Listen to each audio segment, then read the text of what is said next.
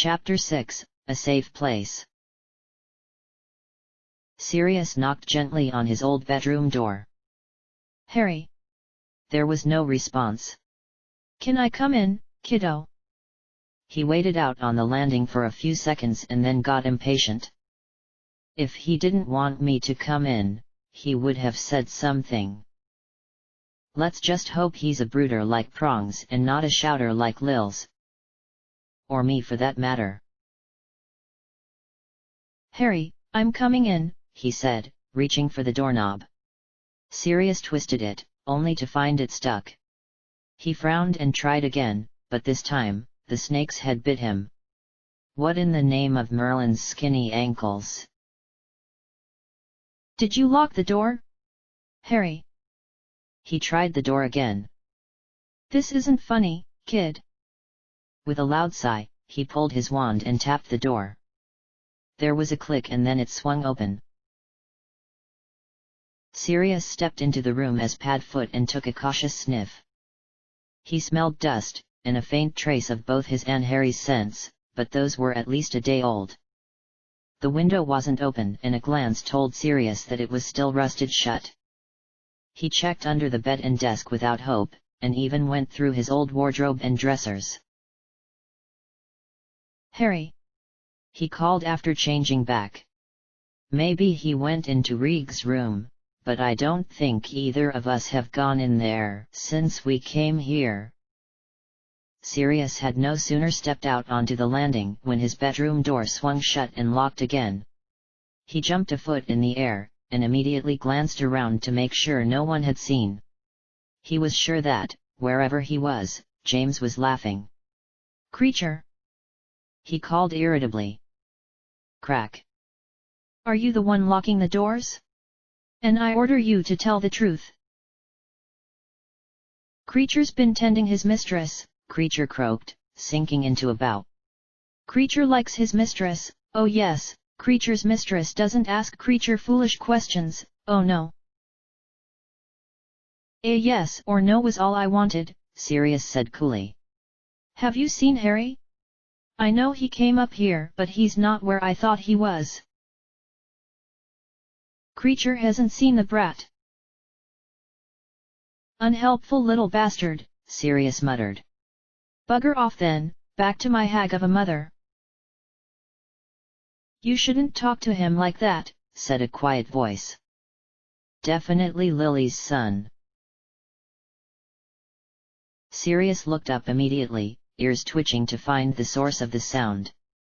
There was a crack. As Creature disapparated, Sirius glared at the spot where he had vanished, followed by 3 loud clicks.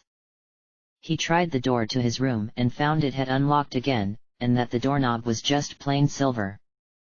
There were several faint clicks downstairs that echoed up, presumably more doors unlocking, and then Sirius said, "So it was you locking the doors?" "I didn't mean to," Harry said, his voice trembling slightly. "But you obviously didn't want to be found until now. So you accidentally locked every door in the house. James would be proud." With a quiet chuckle, Sirius crossed the landing and pulled open the door of the cupboard opposite his bedroom. Sitting there, amidst a hell of a lot of dust and some moth-eaten pillowcases, was Harry. Sirius didn't even bother to hide how relieved he was to find him. "What are you doing in the cupboard?" he asked gently, taking in the tight set of Harry's jaw, very similar to James, and the resigned scent that was coming off him in waves. "Definitely a brooder." "Sitting," Harry said, fiddling with his shoelace. "Why in here, though?" Sirius asked, sitting down opposite him. Harry seemed to think about answering but then shook his head. "All right, then," he said. "We'll skip that one. When are you coming out?" Harry stared at him oddly and then mumbled something. "Sorry, kid, didn't quite catch that." Harry's cheeks were slowly turning red. "I said that's not usually up to me," he said, staring at the floor of the cupboard. Sirius closed his eyes as a picture of a small cupboard filled with dust, spiders and, most noticeably, a small bed, popped into his head. I see. Sorry, Harry said hastily. Sirius opened his eyes and was shocked to see his godson looking anxious. What for? He asked calmly. Harry said, looking lost. I'm not really sure. Sorry's usually enough. Sirius sighed. You don't have anything to apologize for, kiddo, that's why you can't think of a reason. Oh, was all Harry said. They sat in silence for a few minutes, Sirius trying to decide how to bring up whatever had upset his godson, and Harry staring at his shoes. So I can come out of here, then? Harry asked finally. Of course, Sirius said, chuckling. I'm still not sure why you came in here in the first place. Harry smiled for a moment, but that quickly developed into a thoughtful look. Habit, I suppose, he mumbled, getting up. Sirius nodded. As soon as the bathroom's decent, we'll see about fixing you a bedroom. That way, if you want to be alone, you don't have to sit in a cupboard. He didn't manage to stop his lips from twitching as he said that, though it really wasn't funny. Harry watched him curiously. So you aren't taking me back to the Dursleys? No, Sirius said, frowning. Why would I do that? In the kitchen. You said you should have left me there, Harry said, staring at his feet again. Aha! I didn't mean I don't want you around, Sirius said, ruffling his godson's dusty hair. I meant that you deserve better than to be stuck in this dreary old place with only me and Creature for company. Harry stared at him, mouth agape. Don't you agree? Harry shook his head vigorously, displacing the dust and making Sirius sneeze. All we've done for 3 days is clean, Sirius said, frowning as they descended the stairs. Creature's rude to you and I have no idea how to be a parent figure. How can this possibly be better? Harry was laughing now. What? He asked. Harry stumbled down the last step and landed on the floor. Harry. I'm okay, Harry said, still laughing. Sirius grumbled to himself, feeling a little left out of Harry's joke. Harry picked himself up off the landing and, with a massive grin on his face, continued down the stairs. What's so funny? Sirius whined as they reached the first floor landing. It's not really funny, Harry said. You're laughing, Sirius pointed out. Better to laugh than cry, I guess, Harry said with a shrug. He said this with maturity far beyond his 8.5 years, and Sirius had to make an effort to keep his mouth from falling open. I think we're overdue for a talk, Sirius said slowly. Harry's eyes brightened and he assumed an expression much more appropriate for his age. Really? He asked excitedly. What about? What it was like for you growing up, Sirius said shrewdly. Harry's expression changed from open and eager to unreadable before Sirius could fully comprehend it. It was boring, Harry said carefully, not moving from his place at the top of the next flight of stairs. Like I said, I'm happier here. Sirius might have been convinced if he hadn't said something very similar to Remus 17 years earlier, early in second year after the truth about Remus' furry little problem came out. Sirius had asked him what it was like to grow up with his condition. Remus had answered and then asked Sirius the same question in regards to his dark family. Sirius had told him eventually, after a considerable amount of prodding, and had actually felt better, though he had been embarrassed to learn James had woken up midway through Remus' story and heard all of his. In the end, it had brought them, him, Remus and James, closer. Merlin, I miss them. He turned back to his evasive-looking godson. How about this, you tell me about growing up Dursley, and then you can ask me something. It's like I said, Harry muttered without meeting his eyes. Boring. I'll be the judge of that, Sirius said in a tone appropriate for trying to settle a cornered wolf. You obviously aren't one to share everything with someone just because they ask, and that's not a bad way to be. Then what's the problem? Harry asked. You can't go around keeping everything to yourself either, Sirius said gently. Maybe you've had to until now, but since we're all each other's got for the foreseeable future, it might be nice if we were on the same page. Trust, he added silently, watching Harry think. You've never had anyone trust you before, have you, or had anyone to trust? His former comparison to a cornered wolf suddenly seemed all the more appropriate. Harry assumed an expression uncannily similar to one of Remus during first year.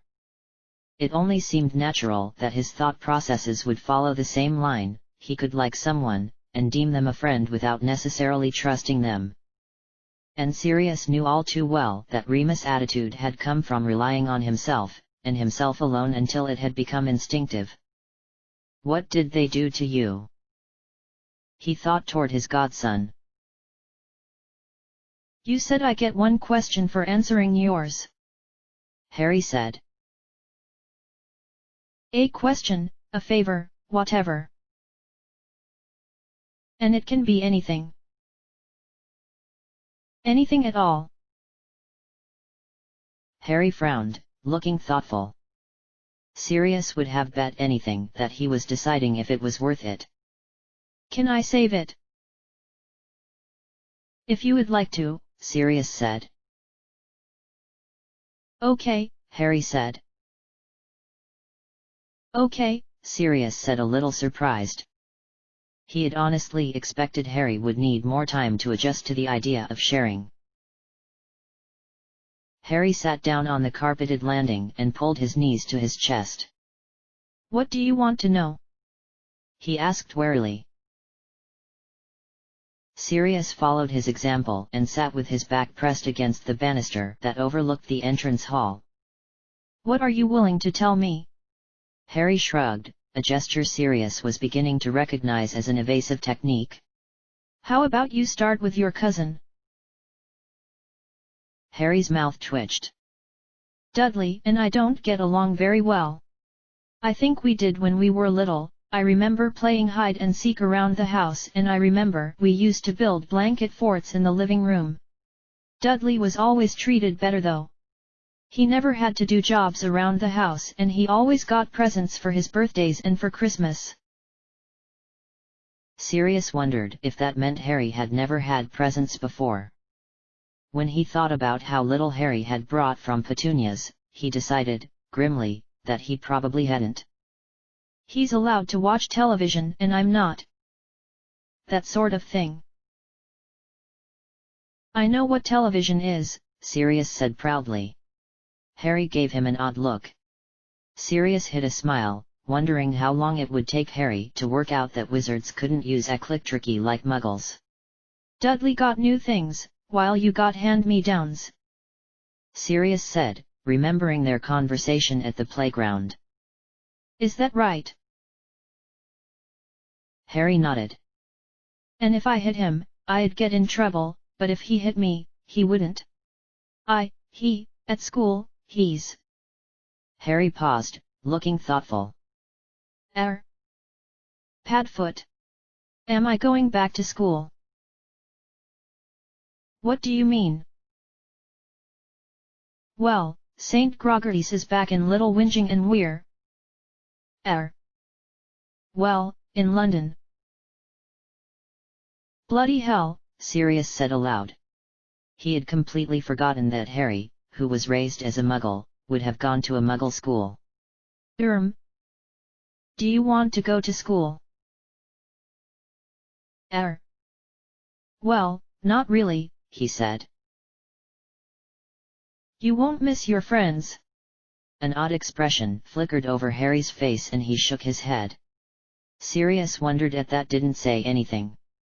Not yet. That's easy then. No more school. For a moment, Harry looked delighted, but then a look of horror flickered over his face. What about Hogwarts? What about it? Will they still let me go? I'll be behind everyone. You can have lessons with me, Sirius said. That's what pure-blood kids do, and none of them ever have problems. Harry looked relieved. Now, what were you saying about school?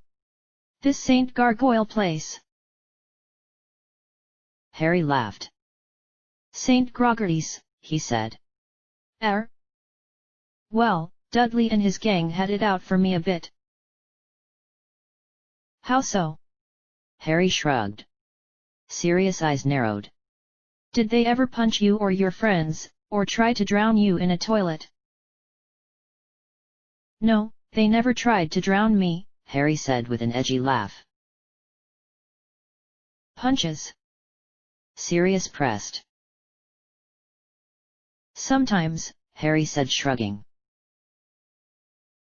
Your friends too? His cheeks took on a red tinge. Just me. Aha. Tell me about your friends, Sirius said, watching Harry carefully out of the corner of his eye. Harry fidgeted. There isn't much to tell, he said finally. There were several questions Sirius wanted to ask but didn't, he had saved them for another time. What were the teachers like? He asked instead. I had Mrs. Badams the year before last and she was all right. She liked me better than Dudley, I mean. Aunt Petunia talked to Mrs. Peterson before term started. He wrinkled his nose. She never liked me. She's the one with the blue wig, right? Yeah, Harry said, looking sheepish. Sirius didn't bother to hide his grin. You're quite the wizard, kid. You're 8½ and you've already flown or apparated, changed the color of your teacher's hair, almost blinded Privet Drive and locked every door in the house. You're loads better, Harry said. You could do all of that if you wanted to, and you're an animagus. I couldn't do any of that at 8, Sirius said. 8½, Harry said. Irrelevant. Harry scowled, but when he glanced away, his mouth twitched. What about at home? Home. What's your aunt like? Harry shrugged. My hair bothered her. She used to complain about James' hair too, Sirius said. Harry's eyes lit up. She wouldn't let him in any of her wedding photos because his hair was as freaky as the rest of him. Lily was rather put out with her about that. I think Vernon was only allowed in one of Lily's wedding photos, right at the back, and that's only because Lily was too nice to cut him out altogether. That drew a laugh out of Harry. What about your uncle? You saw what he's like, he said with another shrug. He's never abused you, has he? Sirius asked cautiously, thinking back to the looming figure of Vernon Dursley shaking his nephew. Harry shook his head vigorously. He didn't like me, but he never, I dunno, beat me or anything.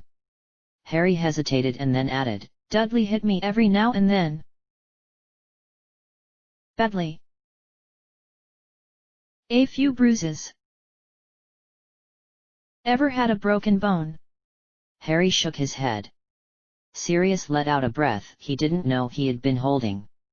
Whose idea was the cupboard? Dunno, Harry said. Why don't you have one of the upstairs rooms? Sirius had stayed at number 4 several times, back when it had belonged to Lily's parents, not her sister, and knew they had at least 2 spare bedrooms upstairs and 1 downstairs. "I'd be in the way," Harry said with an odd expression. "I'm always in the way." "Not here you're not," Sirius said firmly. "So you just slept in the cupboard?"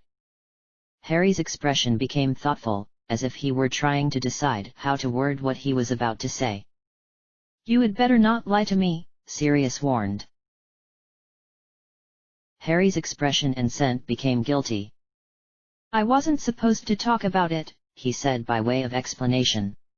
Sirius waited. "Yeah," Harry said finally. "You slept there." "I spent most of my time there," he admitted. "If I wasn't doing housework or at school, anyway." Sirius wasn't sure what his face looked like, but Harry was compelled to add, "I didn't have to talk to them and they didn't have to talk to me." "Sounds like a good system," Sirius said after a pause. Harry shrugged. "It worked." "You mentioned housework."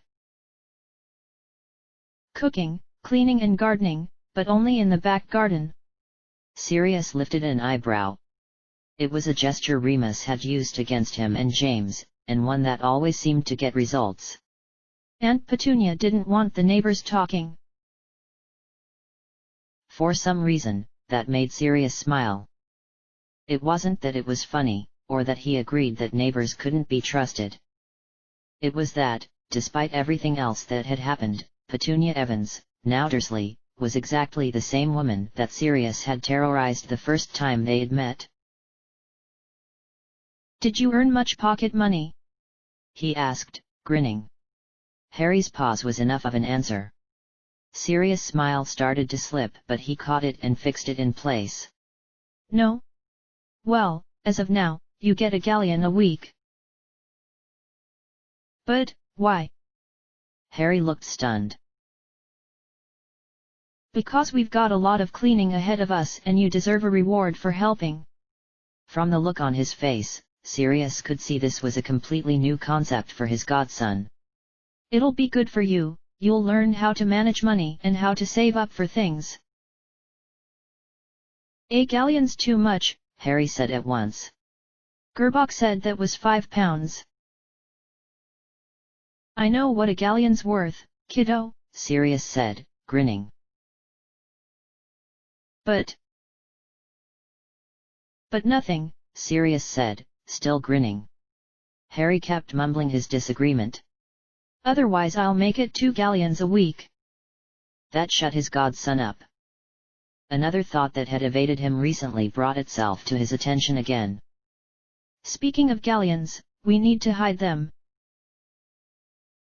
Harry cocked his head. "Them?" "The money we took out on Tuesday night.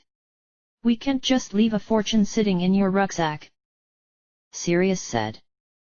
"We'll leave some of it there, obviously, but we should spread the rest around a bit." "Why?" Harry asked. "Just in case we have to leave in a hurry." "But we're safe here, aren't we?" Sirius debated between being honest, or being comforting. He's just spent the past Merlin know how long being honest with me. Besides, I've been honest with him so far. He thought, and he's still coping. "I don't know," he said. "Anyone that knows me knows I hated this place, but after they finish searching the places I do like, they'll start searching anywhere else I'm associated with. After that it's only a matter of time before they stop by." "What'll we do?" Harry asked. "Make it safe."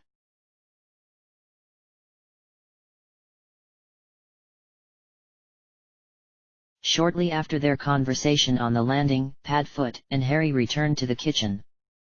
Padfoot went straight to Harry's rucksack, which had been resting in a chair at the table since they moved in, and retrieved his bags of money. "Are you up for hiding?" he asked.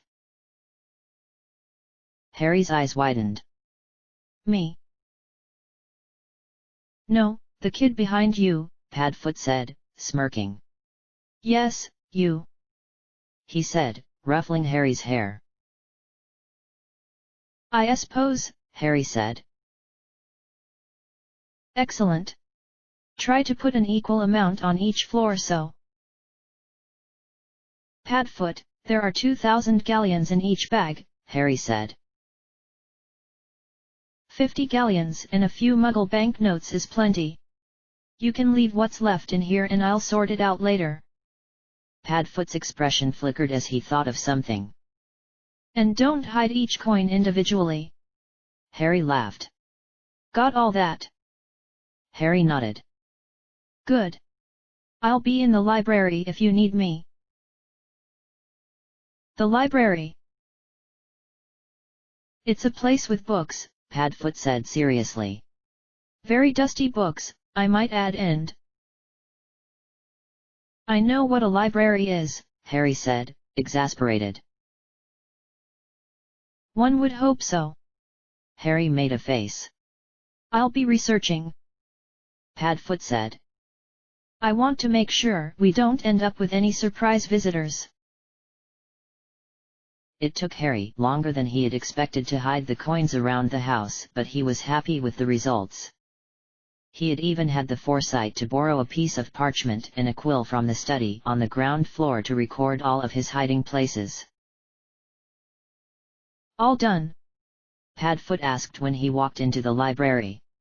Harry made his way to the large, curved couch where his godfather was sitting surrounded by dust and books and passed him the piece of parchment. One sleeve of Padfoot's jumper was smeared with dust, he had obviously used it to clean the table he was working at. What's this? A list of where I hid everything, Harry said, leaning on the arm of the couch. He'd never have dared do it at the Dursleys. Smart kid, Padfoot said, looking pleased. He marked the page of the heavy book he was reading and looked at the parchment. Tin in the pantry.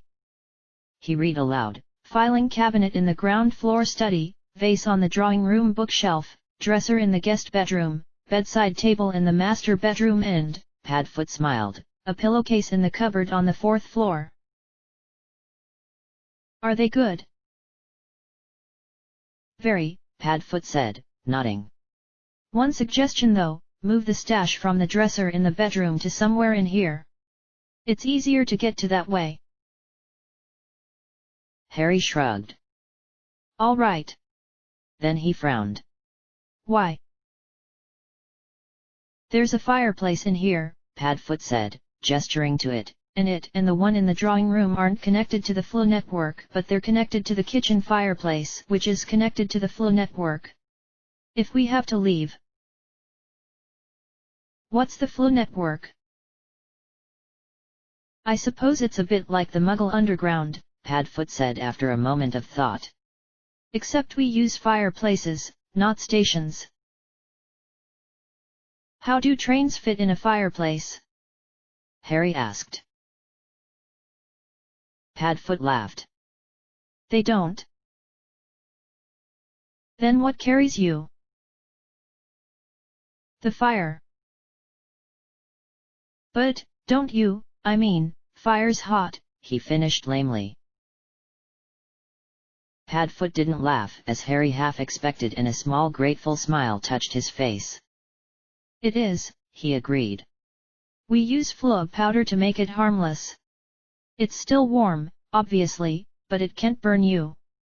You throw it in, say where you're going and the fire takes you there. It's sort of hard to explain. Do we have any flow powder? Harry asked eagerly. No, Padfoot said. I threw it all out a few days ago. Harry's face fell. It has a use-by date and I've seen some nasty results when people use it without realizing that.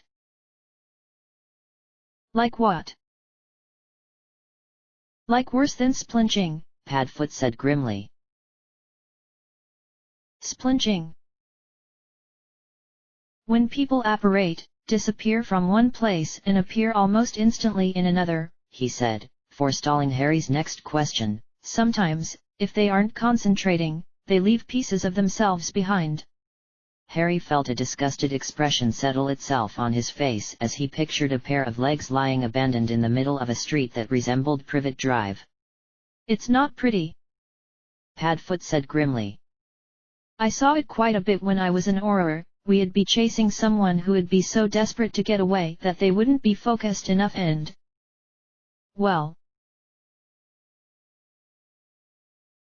Harry said, wrinkling his nose.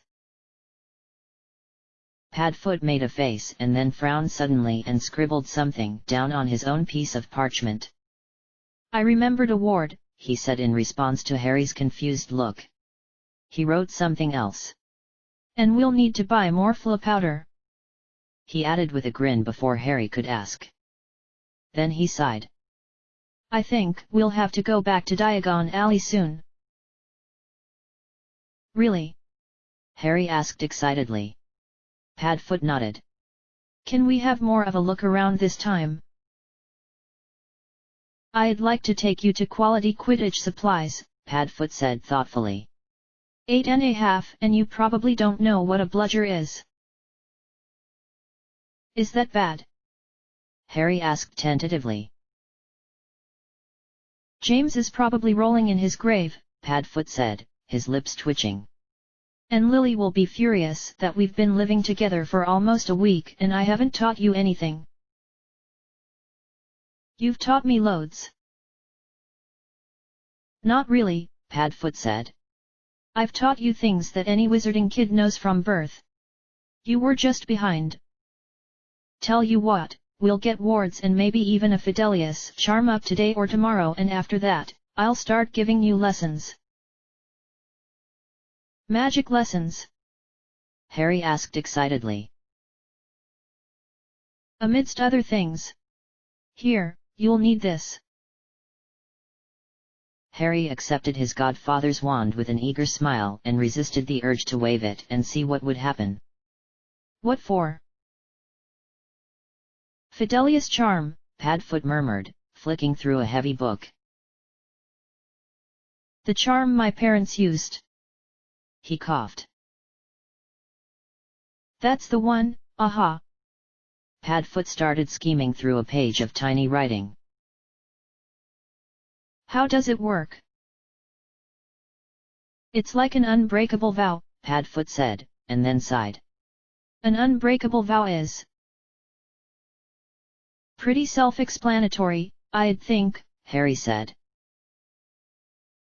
Padfoot smiled. There are 3 sets of people. There's the secret, the person or people the charm's protecting, the secret keeper and there's well, in unbreakable vows they're called bonders but that's the wrong word in this scenario. More like a witness. They leave midway through so they aren't actually in on the secret. So who's what? Harry asked. You're the secret, Padfoot said. I'm the secret keeper and creature can be our witness. Harry shifted one of the books surrounding Padfoot and sat down on the edge of the table. Is he allowed to be? I don't see why not. Does it only protect the house? The charm, I mean. Unfortunately, yes. Once we, or you, in this case, leave the boundary, I'm thinking that'll be the front steps, we're fair game again. So we're stuck here? Harry asked. He had rarely been allowed out at number 4 and he certainly preferred Padfoot's company to the Dursleys, so he didn't think that would be too bad. Padfoot had just mentioned a trip to Diagon Alley though, and Harry was eager to go. He brightened, however, when Padfoot answered. No, I think we'll just have to be careful. Padfoot said. It'll mean disguises when we go out and we'll need some sort of backup plan if either of us is recognized. But can't you apparate like creature? I can. You can't. I'll just stay next to you then, Harry said, shrugging. That might not always be possible. What if we were somehow separated, or if there was a duel? Dunno, Harry said. Couldn't I help? Not yet. But we'll add that to the list of things I have to teach you, dueling. Padfoot grinned. We can clean the dining room, it's not like we'll be having people over anyway, and use that as a training room. You'll probably need a wand, too. Harry's eyes brightened at the idea. A wand. Padfoot pulled another book toward him and read a few paragraphs. I suppose there's always the flu, he said, more to himself than Harry. But you would have to find a fireplace and then you would have to say number 12, Grimwald Place. His godfather snorted and snapped the book shut. On second thoughts, perhaps not. Would it break the Fidelius charm? It would mean they know where to find us, Padfoot said. He reached into his pocket, frowned and then extended a hand to Harry. Harry passed his wand back and Padfoot flicked it, making a book fly out of the shelves and land with a thump on the table. They both coughed in the resulting cloud of dust. But I don't think they'd be able to get to us. They'd probably block the flu network and catch us the next time we went out. To himself more than Harry he muttered, I suppose there are always port keys. What's a port key? Port key, Padfoot said. It's sort of like apparition but you need to be touching something. Unfortunately, if someone got a hold of the port key, it would bring them straight here. There are ones with passwords but they're more to stop the port key triggering before you want it to. But if they didn't know the password they couldn't use it. No, but they could find out where it was going. How? When you create a port key, you're supposed to register them, firstly, but no one does, you have to imagine the place it'll take you. It's a lot like apparating in that way. And, since you put so much energy into picturing that location, anyone with a bit of training, an aura for instance, can see where it is and that would break the Fidelius charm, since I'd be the one making the port key. So we're trapped, basically. As long as we aren't seen by anyone when we go out, we're fine. And if we are, then we're trapped, Padfoot said, grumpily. But if we don't do this, it's only a matter of time before someone realizes this is the only place with a connection to me that hasn't been checked, and unfortunately, no wards strong enough to keep the auras out when they come looking. Harry absorbed this and then frowned thoughtfully. Hey, Padfoot. Padfoot raised an eyebrow. Do you think maybe I could be secret keeper? We could swap. No. No. No, absolutely not. Padfoot shouted, leaping to his feet, his eyes wild and not quite focused. Sorry, Harry said in a small voice. I was just... I know, Padfoot said, seeming to remember where he was. He took a deep breath and sank to the floor, right where he was, despite the couch being only a few inches away. Sorry, he said in a flat voice. Sorry, I shouldn't have shouted. It's fine, Harry said, a little anxiously. No, it's not. It's not your fault. He managed to get out. I shouldn't have. I mean, it's just... Just what? Harry asked tentatively. Padfoot looked up with haunted grey eyes. The switch didn't go so well last time, he said, his voice catching slightly. Suddenly, Padfoot's reaction seemed far more understandable. Right, Harry said, feeling incredibly guilty for even suggesting it. Sorry. Didn't think about that. I know. It's not your fault. It's just, erg. He aimed a kick at the couch. Stupid Peter. And stupid me for even suggesting the whole damn thing in the first place. The bookshelves trembled and Harry could feel something thrumming in the air around them. I'm sorry, all right. Padfoot shouted at the roof. I'm sorry I didn't get there earlier and I'm sorry I trusted him. I'm sorry I made you trust him. Everything around Harry, the books, the parchment, the inkwells, flew off the table and crashed against the bookshelves. The chairs and desks that lined the wall by the door fell noisily and the fireplace made a rumbling sound. Padfoot? Harry asked. Padfoot's eyes focused on him and his lower lip trembled once. The library stilled again. I'm so sorry, Harry, he croaked. Something in his tone made Harry fairly sure he wasn't apologizing for shouting. A single tear ran down Padfoot's cheek. He brushed it away, looking astounded. Padfoot stared at the water on his hand and then he closed his eyes. More tears leaked out and his shoulders shook, but he didn't make a sound. Harry, without thinking, slid off the arm of the couch and went to sit on the carpet beside his godfather, who was holding his head in his hands. Padfoot didn't move. It's not, I don't blame you, Harry said. You should, Padfoot said, without looking up.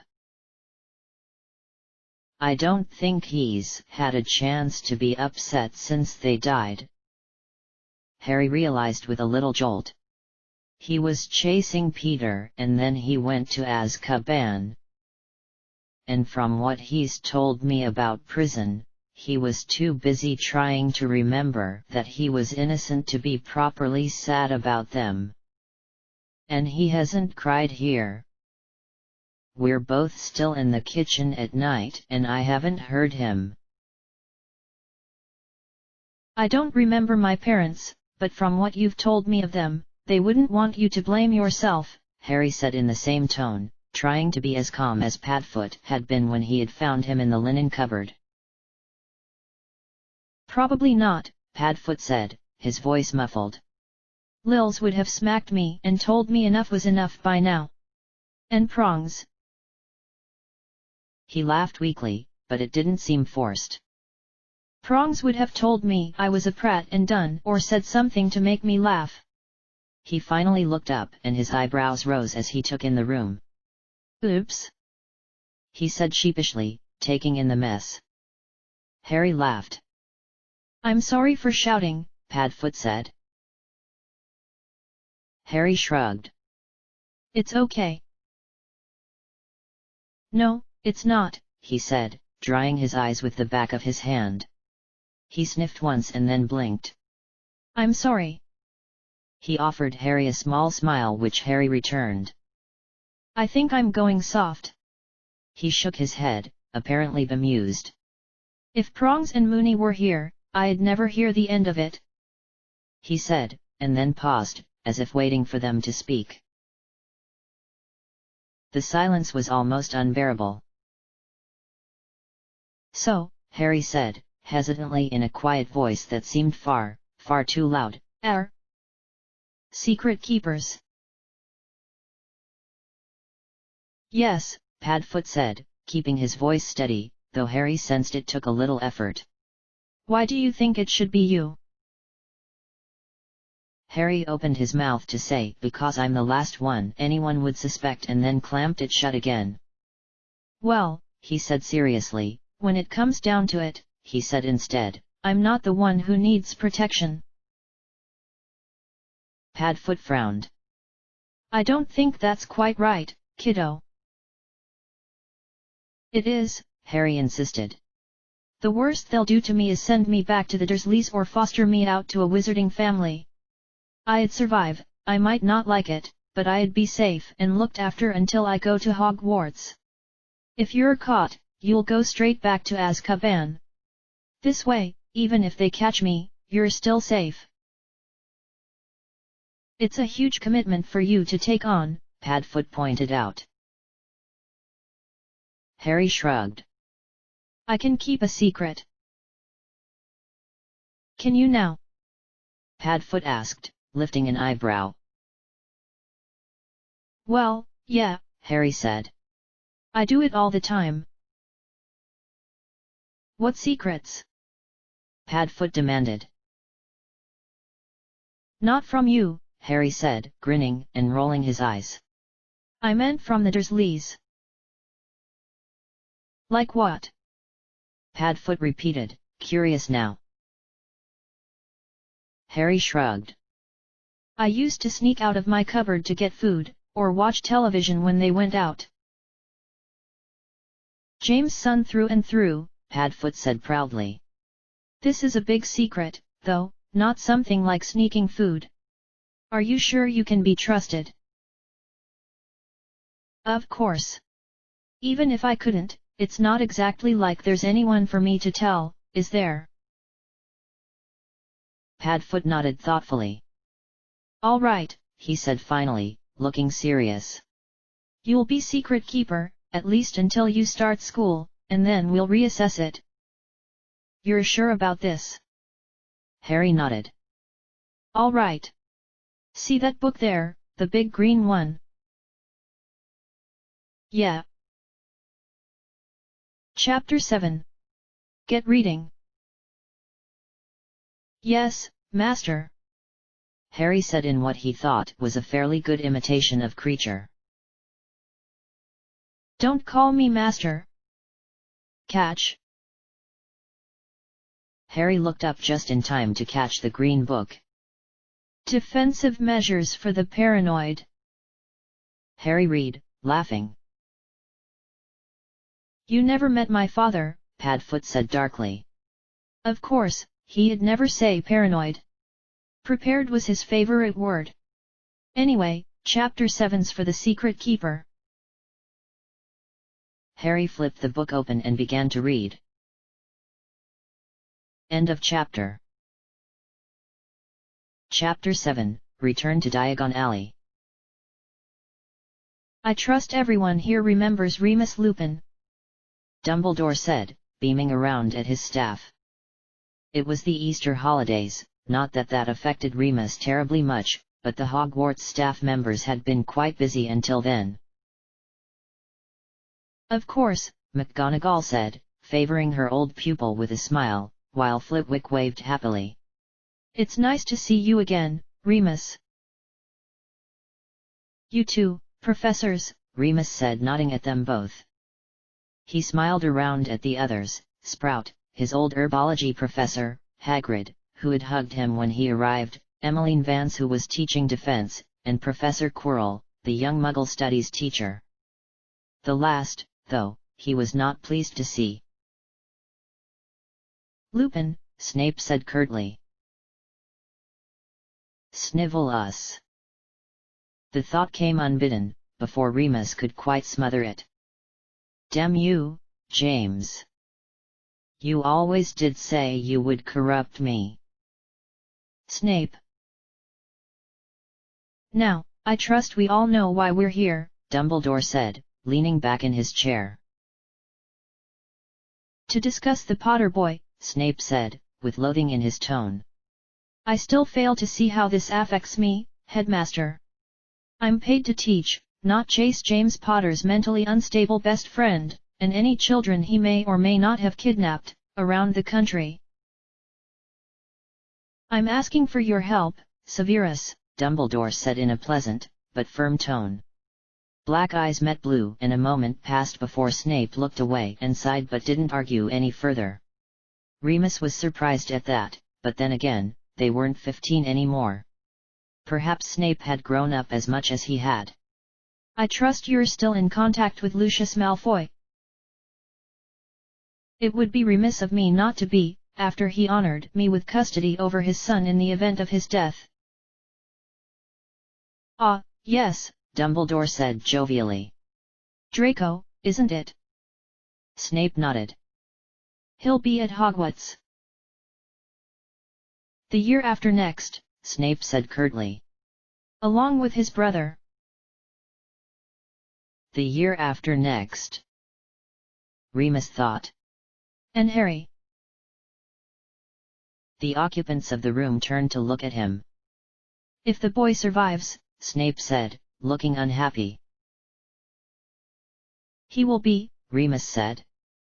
It was a slim hope that Sirius would keep Harry alive because of the prophecy, but it was hope nonetheless, and Remus was clinging to it with everything he had. Dumbledore cleared his throat gently. Back to Lucius, Severus, I want you to join his search for the boy. And when might I find the time to do that, Headmaster? Might I remind you that I have a NEWT class of 12 this year and with examinations a mere 2 months away? I am well aware, Severus, Dumbledore said, holding up a hand. But perhaps an hour each Sunday could be set aside. Snape harumphed and folded his arms. Dumbledore fixed Snape with a thoughtful look. At the very least, he said finally, make inquiries about the search's progress. Snape watched him, stony-faced. Lucius will be more open with you than anyone else. Snape seemed to slump. Very well, Headmaster. Thank you, Dumbledore said sincerely. Remus, I would also advise you to make contact with Lucius Malfoy. Pardon? Dumbledore's eyes twinkled. I know you and Lucius have had strained relations in the past. That was sugar-coating it in Remus' opinion. But while you've been of great use to the Ministry in the past 2 months, their search is exclusive to Aurors and Hit Wizards, and last I heard, you wanted to be actively searching. Well, yes, but... Might I suggest you volunteer to search the Muggle world? Dumbledore continued. That way, you needn't have much to do with Lucius at all. I'll owl him when we're finished here, Remus said decisively. Excellent. Minerva, have you had any luck at number 4? I've visited 3 times since February, as you well know, she said stiffly. None of the neighbors saw anything. It came as a surprise to most of them that the Muggles even had another child. Dumbledore frowned. It seems I will need to revisit Petunia Dursley after all. He sighed. I imagine she'll be most unhappy.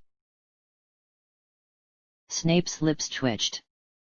I imagine so, Headmaster. Dumbledore gave him a searching look and then smiled slightly. Ah, yes. I had forgotten.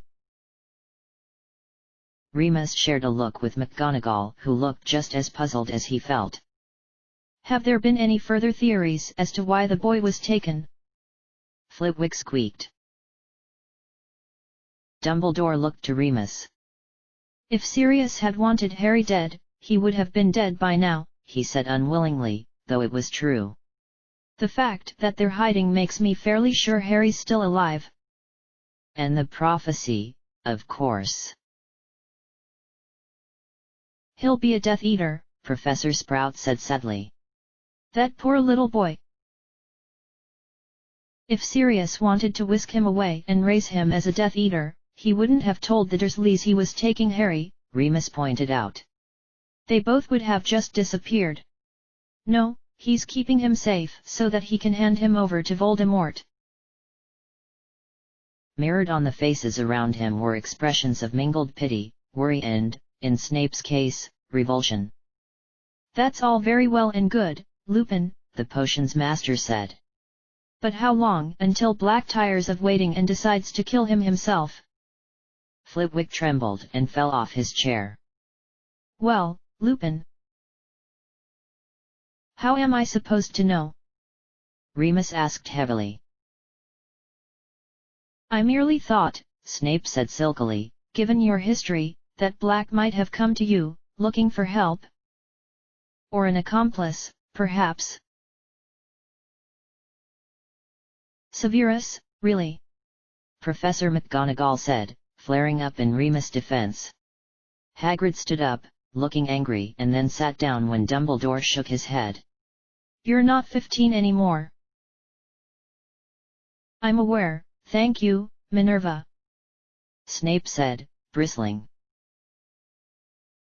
Then do make an effort to act your age. She snapped. The headmaster was friends with Black too, and I don't see you implicating him. Or me, for that matter. One of the silver devices on the table in the corner was whirring madly. Do you think, perhaps, that as his teacher, I taught him everything he knows? That I'm hiding Black and Potter in my office as we speak? No, Snape said sulkily. But he's a werewolf? Remus asked tiredly. Snape gave him a look of pure hatred. They're dark creatures. Everyone knows that. Emmeline's face contorted, but Remus shook his head at her. Oh. Professor McGonagall's lips were dangerously thin. I'd have thought you of all people, Severus, would know better than to judge people based on their pasts. Snape opened his mouth to protest, but didn't seem able to find the words. Remus had to concede that it was rather funny to watch a 30-year-old man being lectured by his elderly colleague. Or do I need to remind you of your less than exemplary record? Or that your questionable past arises from your own choices, while Remus arose from circumstances he had no control over? Minerva, that's quite enough, Dumbledore said, quietly.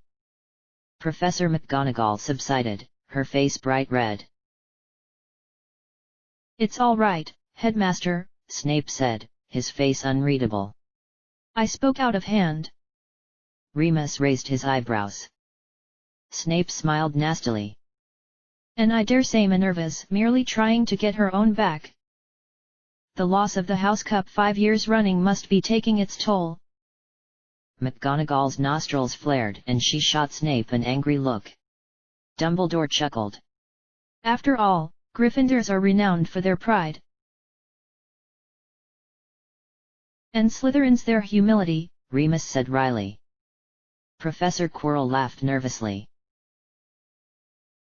Indeed, Snape said, giving him a sharp look. Are we done here, Headmaster?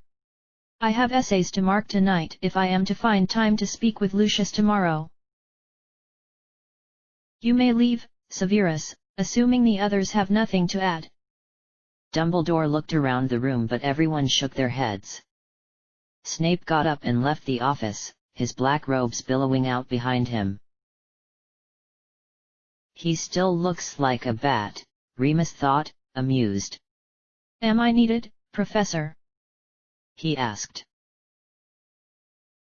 No, Remus, you may leave. Dumbledore gestured to the office door. Good luck with that letter. I'll need it, Remus said morosely. I'll walk ya down, Hagrid said unexpectedly, getting to his feet. The pair said their goodbyes and left, and as they were headed down the staircase, Remus asked, Is everything all right, Hagrid? Hagrid patted Remus' shoulder rather clumsily. Yeah, it looked like ya coulda done with company. Remus smiled. Perhaps, he admitted. Thank you. Remus didn't end up going straight home. He found himself seated in Hagrid's hut, with a steaming, flowerpot-sized mug of tea in front of him. Thank you, he said again. Hagrid just waved an enormous hand. No trouble at all, he said. Remus added a liberal amount of sugar to his tea and stirred it with a spoon the size of a hand trowel. So how have you been? It's been a while since I've visited. Yeah, I've been busy, Hagrid said, not at all concerned. And good, thanks. Up to my usual business, I suppose. Hagrid got up and pulled a batch of rock cakes from the oven and set them down on the table in front of Remus. Fang raised his head hopefully and wandered over to rest his head in Remus' lap, glancing at the cakes every few seconds. Fang. It's quite all right, Remus said, giving the boarhound a scratch behind the ears. He felt a little nostalgic, but also a little pleased when the dog whined happily. He had been taught where to scratch dogs, by a dog. He stopped that thought in its tracks and took a hasty sip of tea.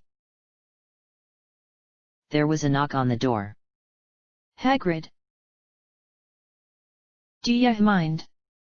Hagrid asked, glancing at the door. Not at all, Remus said. Help yourself to a cake, Hagrid said, getting up to open the door. Remus, who had years of experience of dealing with Hagrid's cooking, took one and while Hagrid was fumbling with the lock, cut it with a murmured, "Diffindo," and fed most of it to Fang while Hagrid wasn't looking. How are ya, Charlie, Tonks? Watcher, Hagrid, said a girl's friendly voice. Good, thank you, a boy said pleasantly. Are you busy? We thought we might stop by and see how you've been. Tha was nice of ya, Hagrid said. His tone turned a little sad. I've got Remus. Feel free to invite them in, Hagrid, Remus called. I don't mind. Hagrid turned and beamed at Remus, who smiled in response, and then stepped back to allow two older students, 7th years if Remus had to guess, inside. The girl tripped on the welcome mat and the boy caught her without any sign of conscious thought.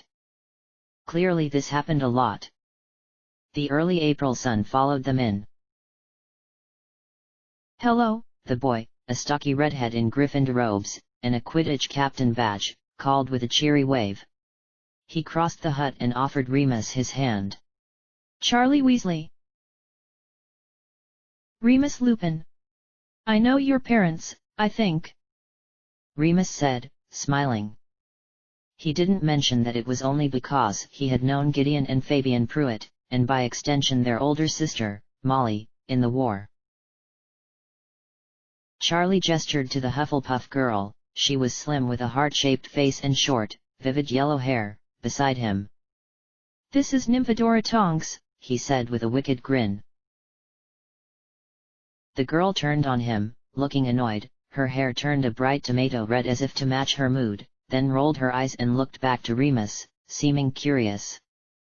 It's just Tonks, she said irritably. Her hair went back to yellow as she offered him her hand. Nice to meet you anyway. You too, Remus said. Are you aware that your hair just changed color? My hair? The girl asked. Her hair began to flash, red, blue, green, purple, orange, pink, black, white and back to yellow again before the cycle repeated. I'm not quite sure what you mean. Remus smiled and a moment later she smiled back. I'm a metamorphomagus, she explained, and as she did so her hair grew, became curly, switched to dreadlocks and then returned to the short, spiky style it had been before. Impressive, Remus said. Then he frowned. Did you say Tonks? Yes, and if you call me Nymphadora I'll. You aren't Ted and Andy's daughter? He asked, wondering how many metamorphomagus girls of roughly the right age there were with a bizarre first name and a familiar last one. I thought I knew you somewhere, she said triumphantly, drowning out Charlie's, rock cakes. Yum. I went to school with your mother's sisters, he said, not able to bring himself to talk about Sirius. I see, Nymphadora said, looking curious. Then you would have known Sirius Black. Remus winced. I did, yes. He, Sirius and James had used to babysit her, in fact. He didn't say this but he was unable to help himself asking, do you still enjoy potions? Her eyes narrowed. How do you know that? Remus ended up telling her that he had babysat her before and ended up recounting one particularly eventful visit. She had been brewing them potions, sugary water, actually, and James had taken it upon himself to charm them all to show the effects she said they'd have. Remus had ended up with spotty, pink skin and a ridiculously high voice, Sirius with a unicorn's horn and hooves, and James himself with cat ears and a tail. The little girl had found it all terribly amusing. She had then talked Sirius into hiding and taken on his appearance. Both he and James had played along, though they had noticed immediately that it wasn't him, because when had Sirius ever worn one of Ted Tonk's old football shirts? Until she had gone back to her usual self. Charlie was howling by the time Remus had finished, and he slopped tea all over himself but hadn't noticed or didn't care. Nymphadora, Remus couldn't bring himself to think of her by her last name, feeling it would be impolite, was laughing too, her hair a pleasant orange that almost matched Charlie's. She had seemed to recall various parts of the story as they went. She had been around 8 at the time, and old enough to remember. Hagrid had brought a tin of treacle fudge over and was beaming around at everyone as he refilled their mugs. Fang had gone to drool on Charlie. Remus found himself enjoying himself and feeling lonely all at the same time. On one hand, it was nice to be in such a friendly environment, listening to the friendly banter between the two 7th years, but on the other hand, it reminded him all too strongly of when he, James, Sirius, Peter and even Lily had been that age. A few years could change everything, Remus knew all too well, and he found himself wondering whether the pair opposite him would be safe from life's cruelty, if they'd be forced to live through it, like he had, or if they'd be killed by it, like James, Lily and Peter had been. He didn't let himself think about either of them following Sirius' path. But Sirius had seemed friendly at 17 too.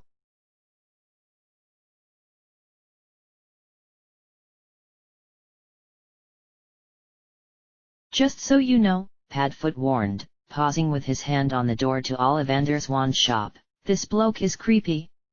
And he knows. Well, everything. He'll know who we are? Harry asked. I'd be surprised if he didn't, Padfoot said. Shouldn't you wait out here, then? Harry said, shooting Padfoot a nervous look. Nah. Besides, you getting a wand is like you taking your first steps, or saying your first word. I have to be there, it's my job. Harry decided they'd leave if there was any possibility of the man calling the Aurors. In you go.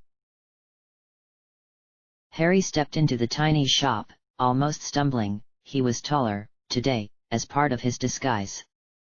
Inside was dusty. Harry was well used to dust now, with a counter only a few feet inside the door. Behind that were shelves stocked with thousands of boxes. Padfoot slipped in behind him and closed the door. He cast a doubtful look at the spindly chair in the corner before he sat down gingerly. He sat mostly facing Harry and the counter, but every few seconds his eyes would flick to the window to make sure no one was coming. It was the first time they had been in the magical world since that night in February, and both were a little on edge. Good morning, a soft voice said, making Harry start. Harry heard Padfoot suck in a breath behind him and then shift. Hello, Harry said, looking to his godfather for help. Padfoot just grinned and mouthed, I told you. Harry turned back to the man.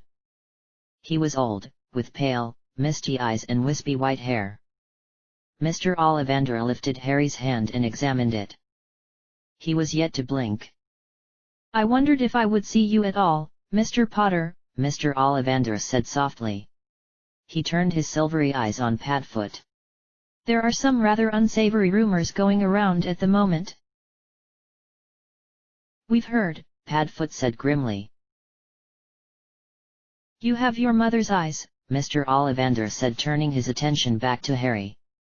It seems only yesterday she was in here herself, buying her first wand. 10¼ inches long, swishy, made of willow. Nice wand for charm work. Mr. Ollivander let Harry's hand fall. Your father, on the other hand, used a mahogany wand. Phoenix feather. Pliable. A little more power and excellent for transfiguration. I do say he favored it. Mr. Ollivander brushed Harry's fringe, blonde today, away from his scar. Harry resisted the urge to bat his hand away and flatten his hair. I'm sorry to say I sold the wand that did this, he said. 13.5 inches. You. A powerful wand, very powerful, and in the wrong hands. If I'd known then what it was going into the world to do. He sighed and looked back to Padfoot. Cypress, wasn't it? 15 inches. And dragon heartstring, Padfoot said carefully. Another powerful wand, if in a different way. And not an evil wand, at least not to start with. He gave Padfoot a piercing look. It was never an evil wand, Padfoot said quietly. You still have it then? Padfoot hesitated and then nodded. May I see it? Mr. Ollivander asked. As long as you promise to give it back to me, unharmed, Padfoot said sternly. Yes, yes. It was a loyal wand, I seem to remember. I doubt I could resell it even if I wanted to, and it would be a shame to destroy something so lovely. Padfoot gave Harry a look and passed his wand to the old man, who stroked it and held it to his ear. Everything was quiet for a moment and Harry took the time to contemplate the sanity of the wand maker, and then Mr. Ollivander sighed and passed the wand back to Padfoot. No, it was never an evil wand, he said with a distant smile. Well now, Mr. Potter. You're here rather earlier than is normal, but with you being who you are, I cannot find it in myself to be surprised. He produced a tape measure from a pocket in his robes. Which is your wand arm? Right, Harry said. Padfoot had let him try his wand to perform a few basic charms, though Padfoot's wand was rather unpredictable. Sometimes, it would hardly do anything at all, but on other occasions it would enhance Harry's spell significantly, like it had the night they left Privet Drive. Hold it out. Yes. Now stay there. Hold on, Padfoot said. He waved his wand and Harry shrank a good few inches, back to his normal size. Mr. Ollivander gave them both curious looks. That could have made things difficult, he said finally, and then smiled. It always was a good wand for nonverbal spells. Padfoot nodded. Mr. Ollivander brandished the tape measure and stepped toward Harry again. I trust your guardian has briefed you on the rudiments of wand lore. Yes, sir, Harry said. The wand chooses the wizard, right? So you were listening that day, Mr. Ollivander said to Padfoot. I was never sure. Yes, Mr. Potter, that is essentially it. Each wand is unique in the same way that each wizard is unique. The tape measure was now measuring between Harry's nostrils, and Harry went cross-eyed trying to watch it. A badly smothered guffaw from the corner made glare over at Padfoot. We use a variety of wandwoods here, and the cores are dragon heartstring, unicorn hair, or phoenix feather. He continued to chatter as he measured Harry. Why the width of the space between his eyes was important Harry had no idea, and then Mr. Ollivander stepped back. That will do. The tape measure dropped to the ground and coiled up, like a snake. He flitted behind the counter. For a moment, Harry feared he might be going to call the ministry, but he returned within a few seconds clutching a stack of boxes. Harry relaxed. Try this one, Mr. Potter. Harry accepted a slim, black wand. Ebony and unicorn hair. 12 inches. Precise. Harry thought that sounded like a girl's wand, but he gave it a wave anyway. The inkwell on the counter exploded, soaking Harry and Mr. Ollivander. Padfoot was chuckling from his corner. I don't think it likes me, Harry said. That wand doesn't seem to like anybody, Mr. Ollivander said, dabbing at his robes with a handkerchief. He gestured for Harry to put the wand down. Perhaps this one, he said, offering Harry a slightly crooked wand. Maple and phoenix feather. 7 inches. Rather whippy. This time, Harry had hardly raised the wand before it was snatched away from him. Pear and dragon heartstring. 9 inches. Lithe. This one burned Harry's hand when he tried to hold it. He swore under his breath, in the 2 months he and Padfoot had been living together, he had learned some good ones, and handed it back to the wand maker. Padfoot seemed to be enjoying himself, watching Harry reject and be rejected by what must have been 40 wands. He had tried every core Ollivanders offered, and at least one of each of the types of wood, and he was beginning to feel Mr. Ollivander was running out of words synonymous with springy. Harry had also managed to destroy half the store. He had set the counter on fire, vaporized one of the legs of Padfoot's chair, collapsed one of the shelves and made a substantial hole in the roof when one of the wands had released what could only be described as a lightning bolt. A difficult customer, Mr. Ollivander said, growing happier and happier with each rejection. No worry, we will find you a perfect match. Perhaps something more unusual. Yes, I don't see why not. He disappeared and returned a moment later clutching a black box. Holly and phoenix feather. 11 inches. Nice and supple. Harry took the wand. The moment he touched the smooth wood, heat rushed through his fingers and up his arm, but it was pleasant, not like the burning sensation from the pear wand. He also recognized the feeling. It was the same tingling feeling he had had before he ended up on the roof of the school kitchens, before Mrs. Peterson's wig had turned blue, and the same feeling he had had when he locked all of the doors at home in his first week living with Padfoot. I can feel it, Harry said uncertainly. Give it a wave, Mr. Ollivander breathed, hardly visible behind the pile of wand boxes on the counter. Harry did, and a stream of red and gold sparks burst from the end of it and fizzled in the air around him. Padfoot was beaming. Oh bravo! Mr. Ollivander cried. Yes indeed. Very good. And curious. Yes, very curious. What's curious? Harry asked, passing the wand back, a little reluctantly, so that Mr. Ollivander could wrap it. I remember every wand I've sold, Mr. Potter. Every single wand. And it just so happens that the phoenix who gave this feather gave another, just one other. It is very curious indeed that you should be destined for this wand, when its brother, why, its brother gave you that scar. Harry shared a look with Padfoot, who looked troubled. Curious how these things happen. I think it is safe to say we can expect great things from you, Mr. Potter. After all, he who must not be named did great things too. Terrible, yes, but great. Harry shivered. Padfoot was right. This man was creepy. What did I feel when I picked the wand up? Harry asked as he paid. Your magic, Mr. Ollivander said, looking pleased with the question. Wands are only a medium, after all. A very powerful medium, mind, but a medium nonetheless. They have a magic of their own, but it cannot be harnessed without a wizard. A wizard, however, can have magic without a wand.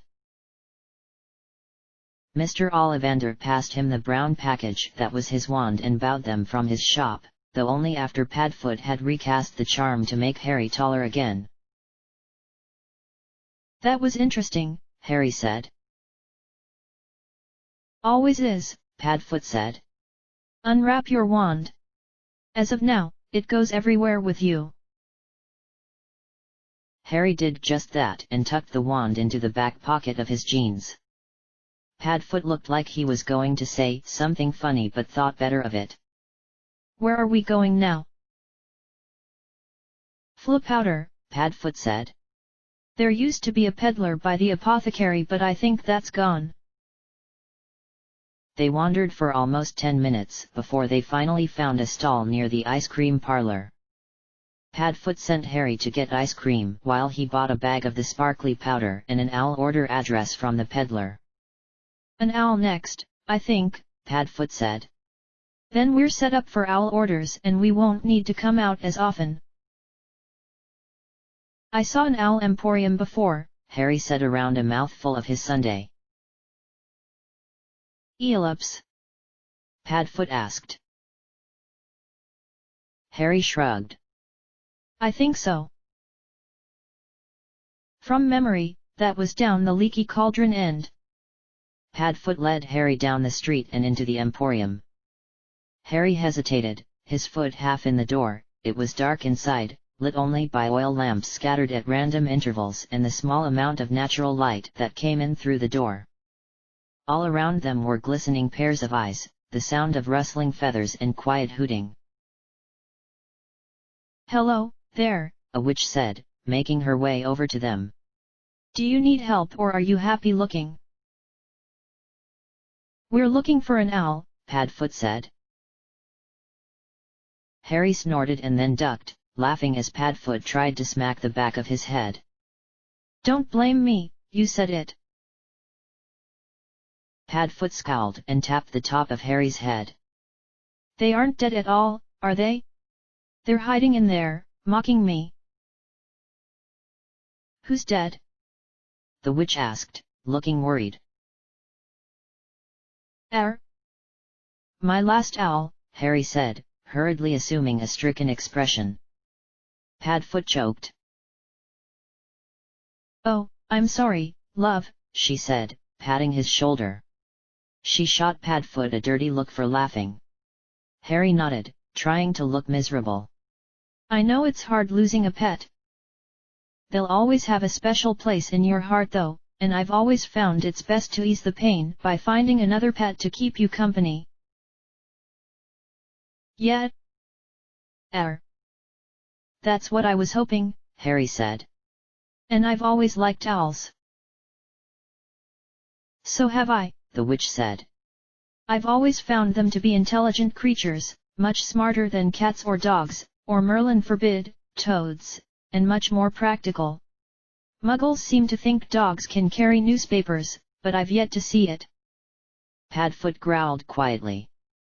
The witch gave him a funny look. Can I get you a drink, sir? No, Padfoot said. You could show us the owls though. That'd be great. Are you looking for anything particular? The witch asked. An owl, Harry said, with a sly look at his godfather. He's off to Hogwarts this year, Padfoot lied, nodding in Harry's direction. Oh, enough said, the witch said brightly. You'll be sending packages and letters regularly, I'd imagine. Harry grinned, nodding. You'll need something strong, then, the witch said, tapping her chin. Something from our larger range. She clicked her tongue in thought and then smiled. We've got a few eagle owls, she suggested. They're popular among the purebloods. Yes, I know, Padfoot said tersely. I'd prefer something a little different. The witch looked curious about his reaction. Harry tried to think of an excuse, but Padfoot beat him to it. His last owl was an eagle owl, he murmured to the witch, tilting his head in Harry's direction. In that case, she said hurriedly, we have great horned owls. They're a little rarer. Padfoot shook his head. They scare me, he said. Something about the eyes. They always look like they're frowning. Personally, Harry had nothing against horned owls, but he said nothing. It was a shared owl, so they should both agree on it. We sold our last barred owl on Monday, she said frowning. And we don't get any more until next week. Her eyes brightened. Do you know what, though? We do have something a little rarer if you're interested. What? Harry asked. We've got a snowy owl in at the moment. She's only young, but some people like them better that way, since they're easier to train. Padfoot and Harry shared a look. Can we see her? Padfoot asked. Of course. The witch led them through the shop, occasionally shooing one of the free-roaming birds out of her way, until they reached a slightly brighter section. There were a number of younger owls, even some cages set up with nesting mothers, and they found the owl sitting imperiously on a perch at the back. Harry would never have guessed she was a snowy owl. She was grey, and every picture he had ever seen had shown snowy owls as white. She was covered in an uneven coat of downy grey feathers, though her wings were speckled with black and white. Her golden eyes turned on them, almost haughtily, and Harry almost had to laugh at the way her demeanour contrasted her motley appearance.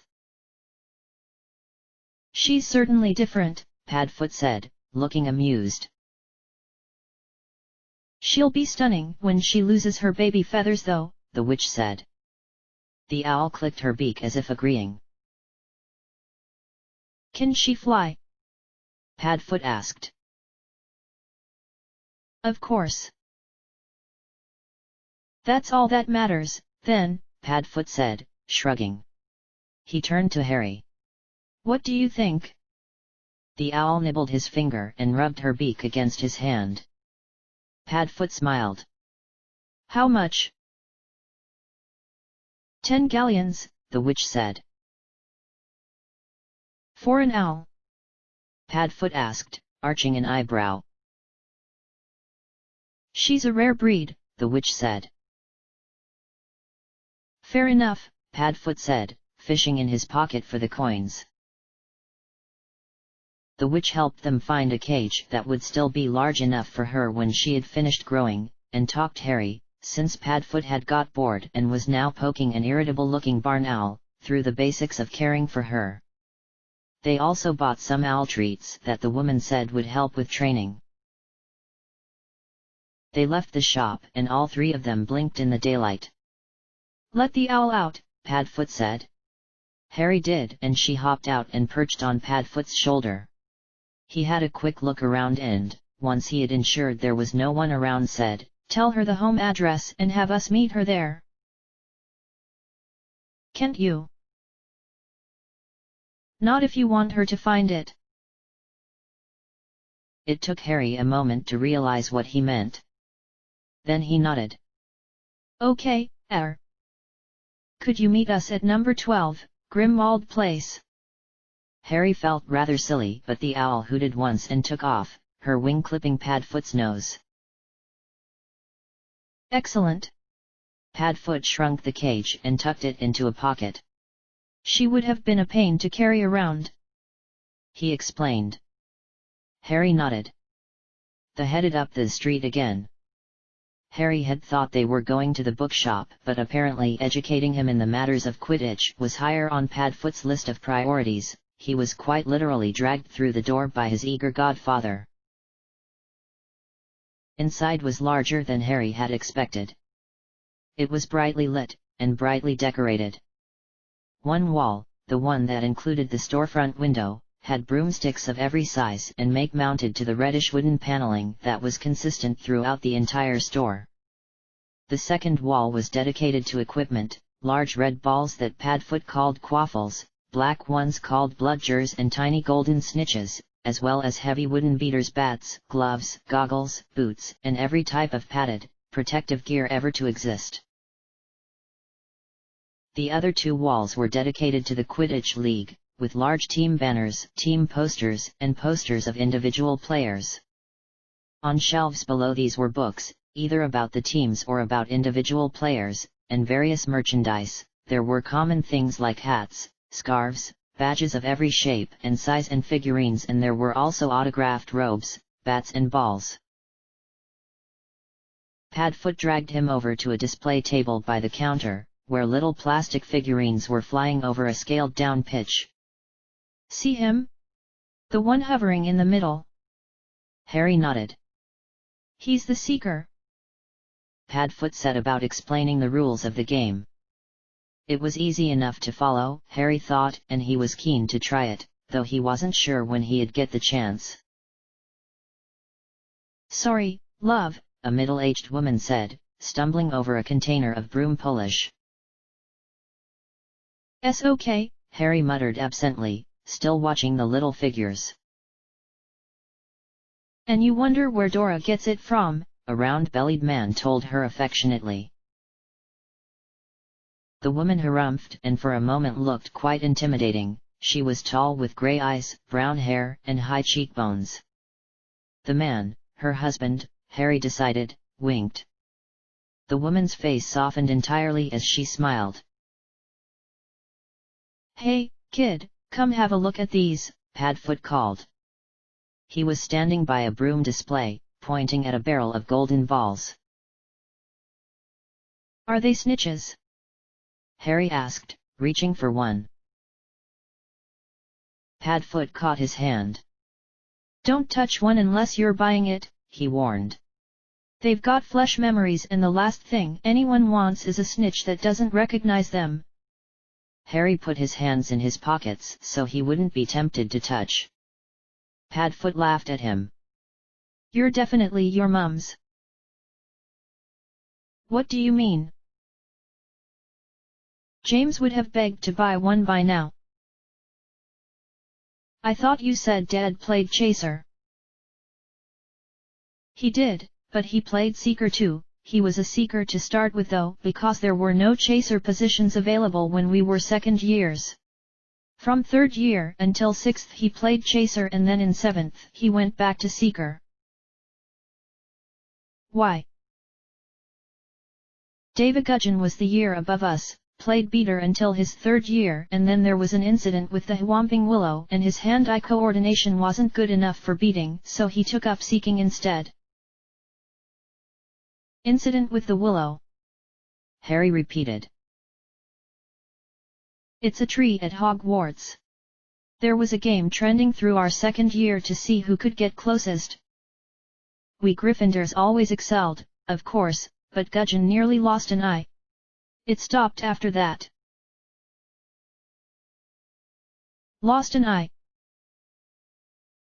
"The tree hit him," Padfoot said, shrugging. "Very messy." "Isn't seeking harder than beating?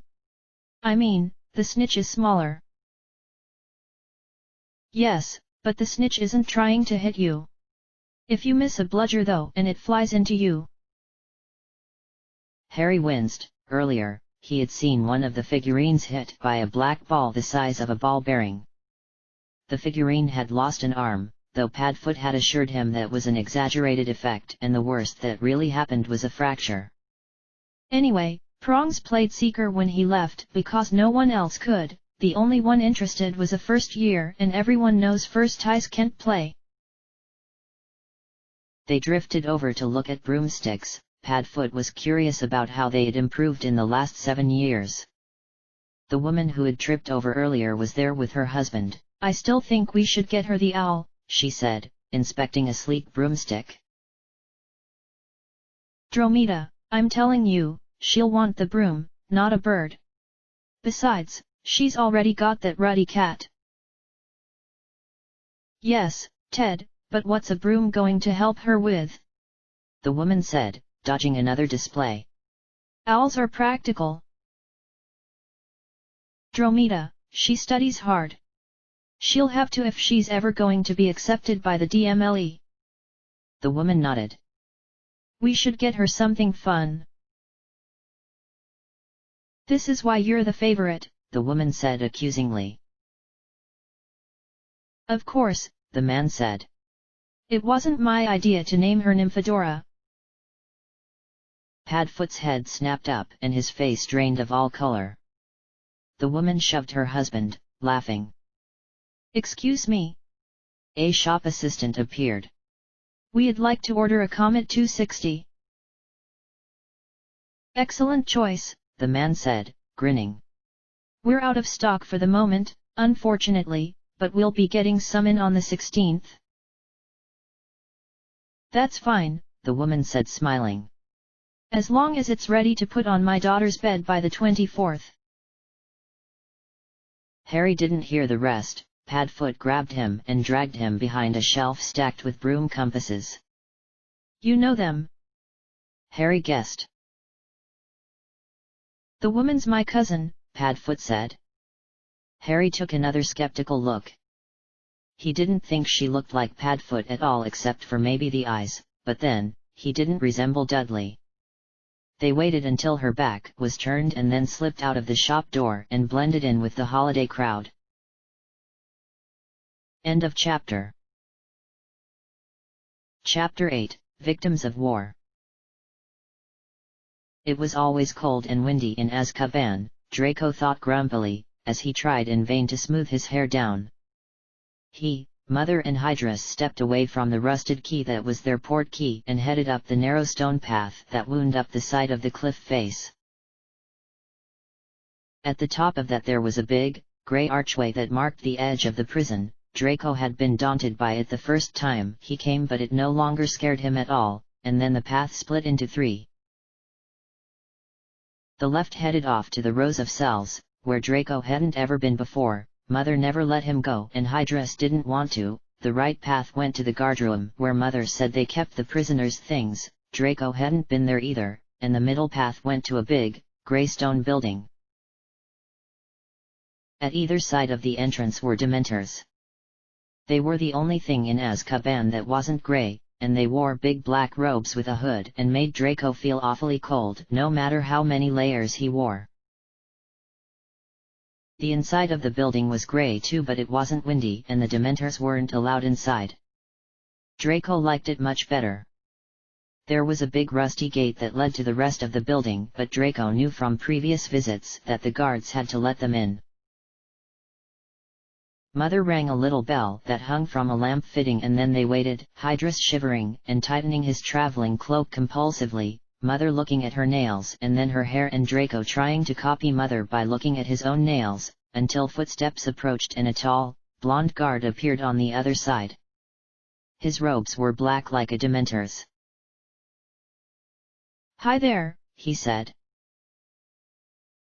Mother gave a twitch of her lips that wasn't quite a frown but was close. "I was expecting Ernest. He wasn't feeling well," the guard replied. "Went home about an hour ago. Who are you here for?" "My sister. Madame Lestrange," Mother said.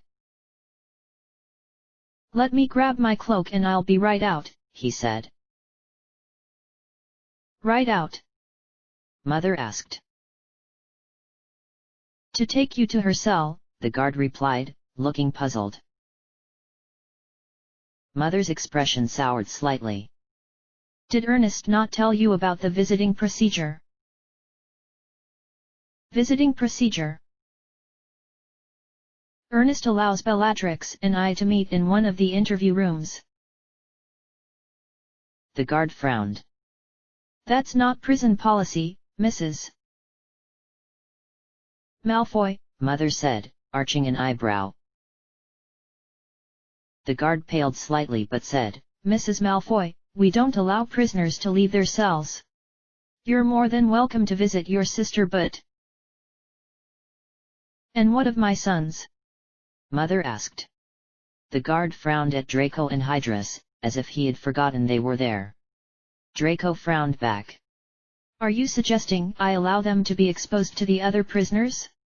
To the Dementors?" The guard let out a noisy breath. "Bloody hell," he said.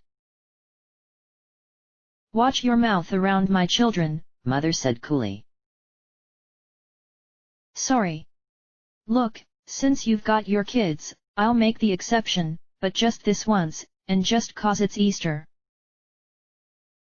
Mother smiled politely and he let them through the gate and further into the building. He said something to one of the guards. Several of them were sitting around a large table playing Exploding Snap while Mother looked on in disgust, and then turned back to them and said, "Jordan and Carol, bring her in." "Alecto," Mother said, looking surprised as one of the guards, a woman Draco noticed, and an ugly one at that, stood. Mrs. Malfoy, the woman replied, bobbing her head. She followed the other guard, a dark-skinned man, out through the gate. Follow me, their guard said. Room 4's free. Thank you, Mother said. Keep up. She called to Hydrus and Draco. I don't even want to see Aunt Bella, Hydrus muttered. Draco glanced ahead to make sure Mother wasn't listening and said, neither. Aunt Bella, to put it simply, was mad, and rather scary. The guard unlocked a door with a tap of his wand and let them inside. Mother settled herself on the only chair in the room and began to look at her nails again. Where are we supposed to sit? Hydrus asked the guard. The guard looked at them stupidly and then muttered something about going chairs. He left the room. Not very bright, is he?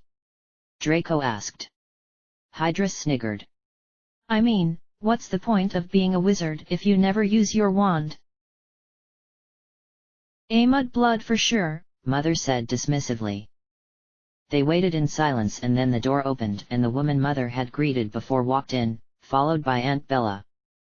Aunt Bella was a tall woman with tangled black hair, hooded eyes, and a heavy jaw. The left sleeve of her prisoner's robes was torn, as always, so that she could show off her dark mark. When the guards showed signs of staying, Mother folded her arms, wearing an expression that unnerved even Father. Are we not entitled to our privacy? She asked, arching an eyebrow in a way Draco could not yet manage. The male guard frowned at her. It's not safe. This is my sister, Mother said, incredulously. The guards shifted uncomfortably. I have my wand, she said with a pointed look in their direction. They shuffled out and Mother cast a silencing charm on the room as soon as the door clicked shut, and then she tucked her wand into her pocket and hugged Aunt Bella. Hydrus went next and then Draco, who noticed she smelled like rocks and sweat and dead things, and then they sat. You look more and more like your father each time I see you, Aunt Bella said, staring at the space between Hydrus and Draco. They exchanged an uncertain look. Thank you, Aunt Bella, Hydrus said finally. A good-looking man, Aunt Bella said, crossing the room to look more closely at Hydrus. Your father is. He's not much use for anything else, unfortunately, but Sissy's always gone for looks rather than practicality. Enough, Mother said in a sharp tone. Aunt Bella pinched Hydrus' face between her thumb and a bony finger and twisted his head to better see it. You've got your mummy's eyes, she said, staring at him. And her nose. I never could manage to turn mine up the way she can. Bella, Mother said warningly. Relax, Sissy, Aunt Bella said, releasing Hydrus as she tottered over to Draco. He sat very, very still. I'm just getting reacquainted with my nephew's faces. Dementors are bad for the memory, you know. She gave a mad little laugh and seized Draco's face, her unkempt fingernails digging into his cheeks. He resolved to have a bath the moment he arrived home. You look like Daddy too, she said. Draco gave her a weak smile, not sure what to say. With Mummy's smile, Aunt Bella exclaimed. I suppose yours is just as rare. She made a tsking noise and her dark eyes met Draco's grey ones. You know, those could almost be black eyes. Black eyes? Draco dared ask as Aunt Bella let him go. My eyes. Aunt Bella's eyes were a dull, dead grey. Draco shivered and fervently hoped not. Regulus eyes, but you probably don't remember him. I don't suppose you've ever met Andy or Sirius. Both Draco and Hydrus shook their heads. They've got some self-respect at least, Aunt Bella commented. Of course. How is Andy? Still married? I wouldn't know, Mother replied. You went to her wedding, didn't you? Mother's cheeks turned a pale pink. That was years ago, Bella. But you still went? I had to see if she was happy, Mother answered, staring at her hands. If marrying a mudblood is the cost of happiness, I'd rather be miserable, Aunt Bella said primly. I suppose it doesn't really matter if Andy's happy or not anymore. Mother didn't say anything. And serious? Aunt Bella continued. Has he been caught? No, but he's bound to slip up, and when he does, Lucius. Bound to slip up? Aunt Bella cackled. Our tricky little cousin. Well, yes, he's mad. Mad? Aunt Bella asked. Oh, no, he's not mad. I had the cell 2 away from his for 3 years, remember? Everyone else would scream all through the night, but no sound ever came from his cell, except for a whispered name in his sleep. But there was nothing mad about it, I assure you. They had to move him to a different cell, she said, her lip curling, one with more Dementor exposure, and even then. They say he served the Dark Lord, Mother murmured. Aunt Bella snorted. Him? She asked derisively. No, sissy. I don't know what happened with the Potters, but it wasn't our dear cousin that did it. Mother stared at her hands, which were clasped neatly in her lap. Aunt Bella remained on her feet. Has there been news? She asked after a slight pause. Her voice was breathless, excited. Nothing, Mother said. Aunt Bella's face fell slightly. He's alive, sissy. I know he is. You've said so before, Mother said gently. Yet you still don't believe me. Why don't you believe me, sissy? Aunt Bella asked plaintively. There's no proof, Mother said curtly. Have you looked? For what, Bella? Mother asked. Anything. There is nothing, Mother said. Not even rumors to suggest he even exists. If there were, Lucius would stop at nothing. Lucius, Aunt Bella sneered and then opened her mouth again, but Mother was quicker. Don't you dare insult my husband! Mother snapped. Draco almost smiled. Whenever Father said something rude about Aunt Bella, Mother defended her just as vehemently. And why not? Aunt Bella demanded. What has he done, sissy, for our master? Your master, Mother said quietly. Excuse me. I said he's your master, Bella, not mine, Mother said loudly. I never took the mark. But you want him back, don't you? Aunt Bella asked. Suddenly, she looked like the younger sister, even though Draco knew she was a year older than Mother. Of course I do, Mother said, getting to her feet suddenly. She began to pace. Draco and Hydrus exchanged a look, having never seen her so agitated. But think, Bella. The name Malfoy has always garnered respect from the wizarding community, but it's at an all-time high. Lucius has power over the fools at the Ministry and is perfectly placed should anyone hear anything about the Dark Lord's location. If he were to be caught serving the Dark Lord, who may or may not even be alive, he would lose everything. The Dark Lord rewards those who are dedicated. At the moment, there is no Dark Lord. Mother cried, stopping in front of Aunt Bella. And until there is, until we can be certain, I will not throw everything we've worked so hard, and lied so hard to get. Aunt Bella looked like she had been slapped. She sat down in the empty seat and Mother sat down in hers. "How is Rodolphus?" Mother asked after a tense pause. "Still in the cell next to mine," Aunt Bella said dismissively. "And Robistan?" She gave a careless shrug. "Couldn't say." "And how have you been?" Mother asked. Aunt Bella shrugged again. "Here," Mother said, passing Aunt Bella her wand. Aunt Bella took it, a peaceful expression settling on her face. She gave it a wave and conjured a set of colorful, glowing lights. "I've missed my magic," she whispered, reaching out with one claw-like hand to touch one of the lights.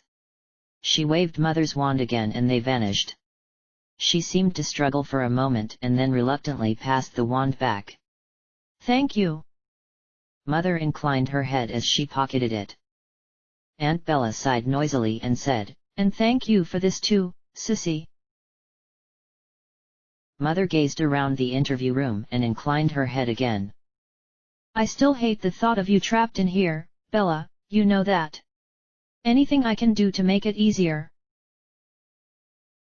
"It's not supposed to be easy," Aunt Bella replied. "It's a sacrifice, Sissy, and he will know what I have given for him, that I am his most loyal, most faithful." Mother got to her feet and went to hold Aunt Bella's hands. "I know he will," she said softly. "I just hope it's worth the price."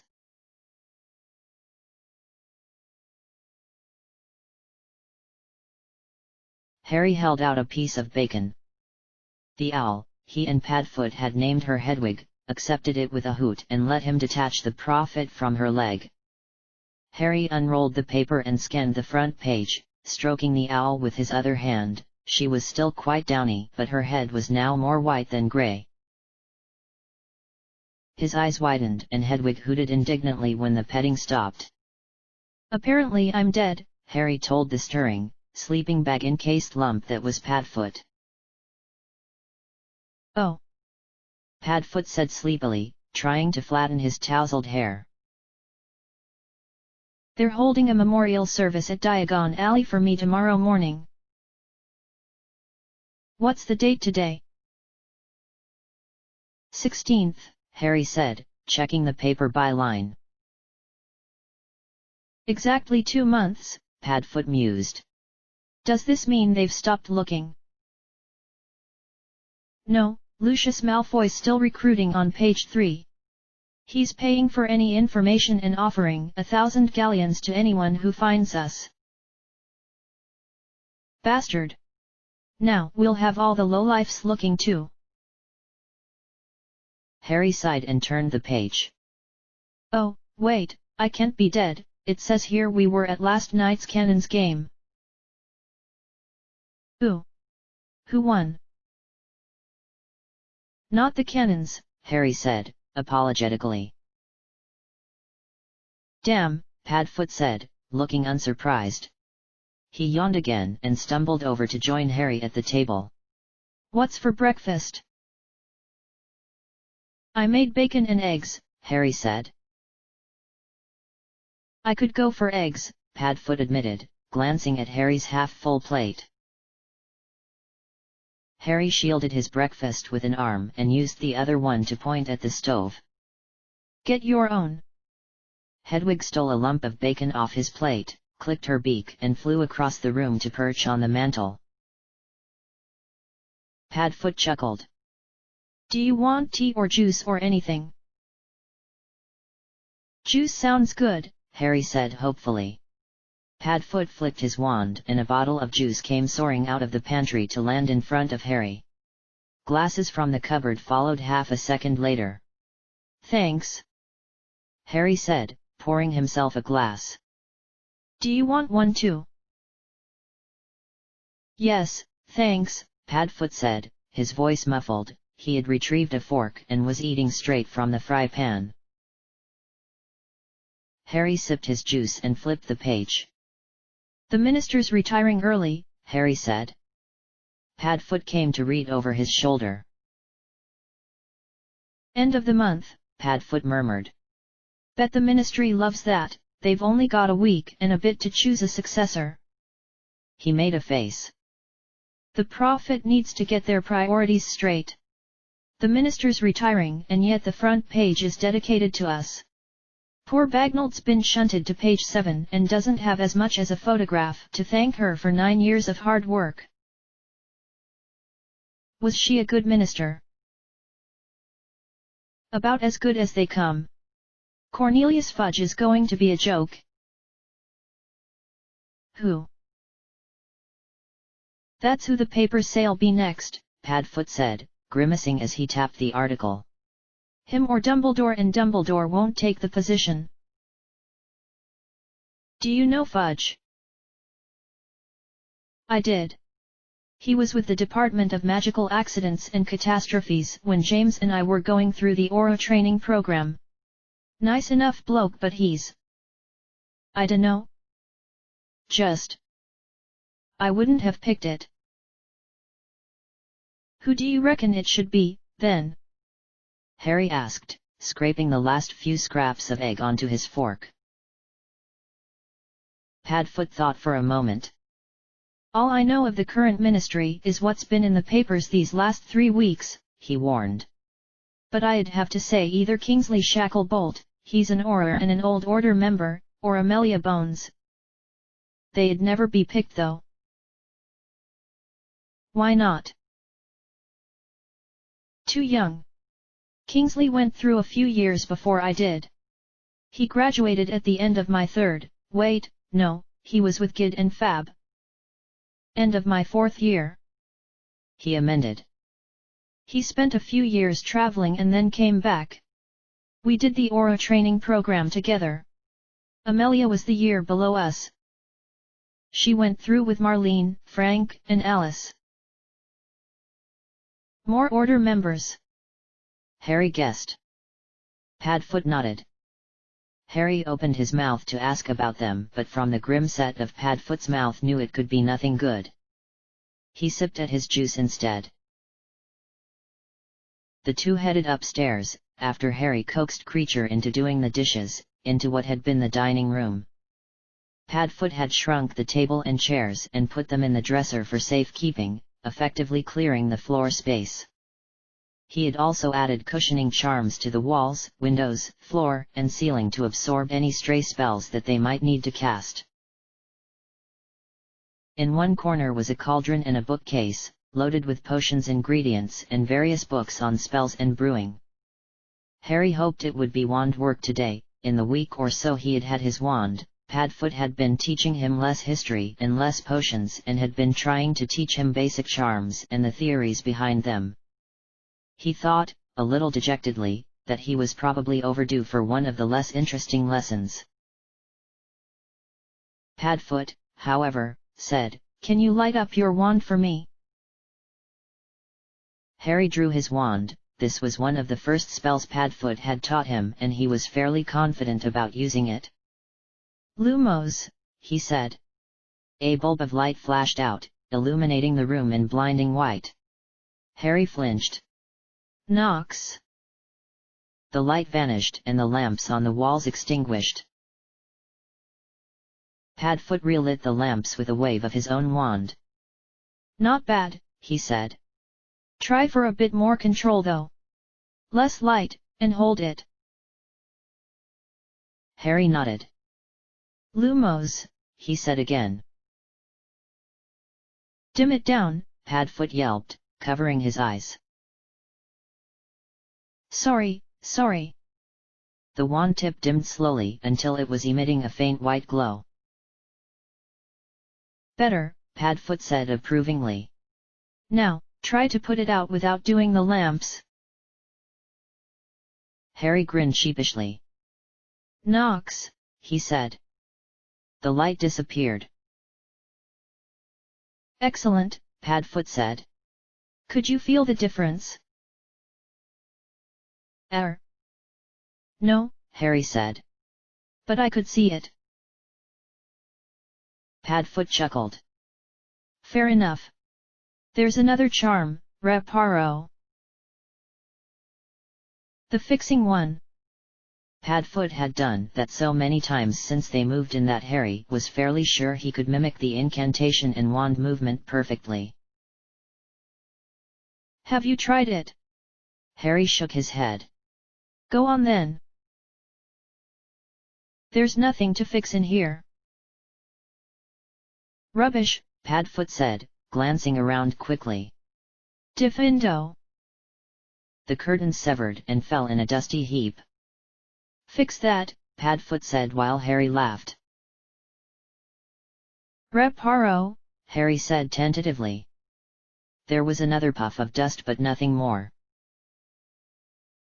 Say it like you mean it, Padfoot told him. You don't ask magic to do things. You tell it to. Reparo, Harry said. The curtains fixed themselves back together but there was a large line, like a scar, where the cut had been. Not bad, Padfoot said. He severed the curtains again and had Harry practice until he could manage it consistently, though it still left a scar. We'll go over the theory behind that later, Padfoot told him, unconcerned. He was quiet for a moment, apparently deciding what to teach Harry next, and then said, Have you heard of finite incantatum? Didn't you cast it on that coat rack that tried to punch you? Padfoot grimaced. Basically, it'll undo or end a spell. Any spell? No. Some are resistant by nature, some are resistant by design. It doesn't work very well on injuries or on potion-induced effects either, but it's still damn useful. I think the best way to teach you this one, is to teach you some basic jinxes at the same time. Harry looked up, excited. Jinxes? I was thinking you could practice on creature, Padfoot said. Harry laughed, a little tempted. Creature had been rather foul lately, but shook his head.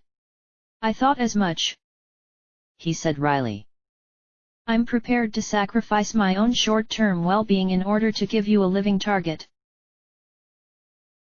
I don't want to jinx you. Harry thought that would be a very poor way to repay Padfoot for everything he had done so far. I'm not going to be teaching you anything nasty, these are jinxes and very mild hexes. Padfoot grinned mischievously. When we move on to real hexes, we'll definitely be using creature. They were there for the majority of the day. Harry tried a tickling hex, a jellylegs curse, a finger twitch charm that made it very difficult for an opponent to hold their wand, a charm that made opponents dance, and one that locked the opponent's legs together. He had no luck with the tickling hex or the jellylegs curse, but he picked up on the various binding spells and on the reversal charm quickly. Good, Padfoot wheezed as Harry removed a charm that made opponents cough uncontrollably. Better than before. Padfoot conjured himself a glass of water and sat down on the floor. Is that it? Harry asked, flopping down next to him. He brushed his sweaty hair out of his face and pushed his glasses up. He hadn't been moving around much at all, but his arm ached from holding his wand up and he had the beginnings of a headache. One more, Padfoot said, standing. Harry groaned and stood up. Which one? Your choice. Padfoot let his hands fall down by his sides and took a deep breath. Whenever you're ready, he said, wincing slightly. Petrificus totalis, Harry said. Padfoot stiffened and swayed. Harry felt a little smug that he had managed it first time. There was a muffled thump as Padfoot hit the cushioning charms on the floor.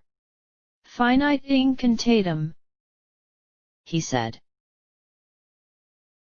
Padfoot stretched and pushed himself into a sitting position. Good, he said. Stronger that time. How can you tell?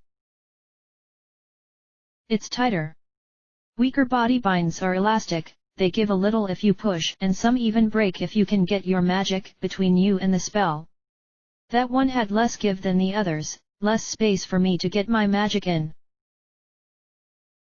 So you could have broken that? Padfoot hesitated. Yes, I could have, and so could any Auror or hit wizard. Harry's face fell. We'll work on it though. Padfoot promised. Give it a few more weeks and we'll have it strong enough that not even Dumbledore himself could break free of it. Harry gave him a doubtful look. Wandless magic'll still break it, but wandless magic'll break almost anything, Padfoot said. Body binds are simple. Simple in principle and simple in execution. They aren't hard to get right. Wow, thanks, Harry said with a grimace. Padfoot smiled and ruffled his hair. You're already better at jinxes than I was at 8. Andy didn't teach me until I was 10. He smiled a little sadly. When you get to Hogwarts, you'll be advanced for your age, I have no doubts of that. Until then, though, you're a kid in a world of adults, and no matter how good you get, they've got more experience, more control, and more power than you're going to have for the next few years. I don't want you hurt because you're overconfident. Better that you're wary and surprise them with a well-placed jinx than you going in, wand blazing, thinking you can beat them all. I've been there, done that, and trust me, it'll only work once. Padfoot stood and winced, rubbing his back. Can you be bothered cleaning tonight? I suppose, Harry said, shrugging as he tucked his wand into his pocket. Which one? Since they had moved in, Harry and Padfoot had fixed and cleaned 2 bathrooms, the kitchen, the library, one of the bedrooms on the 3rd floor. Despite this, both were still sleeping in the kitchen, and the training room. Reeg's room, I think, Padfoot said.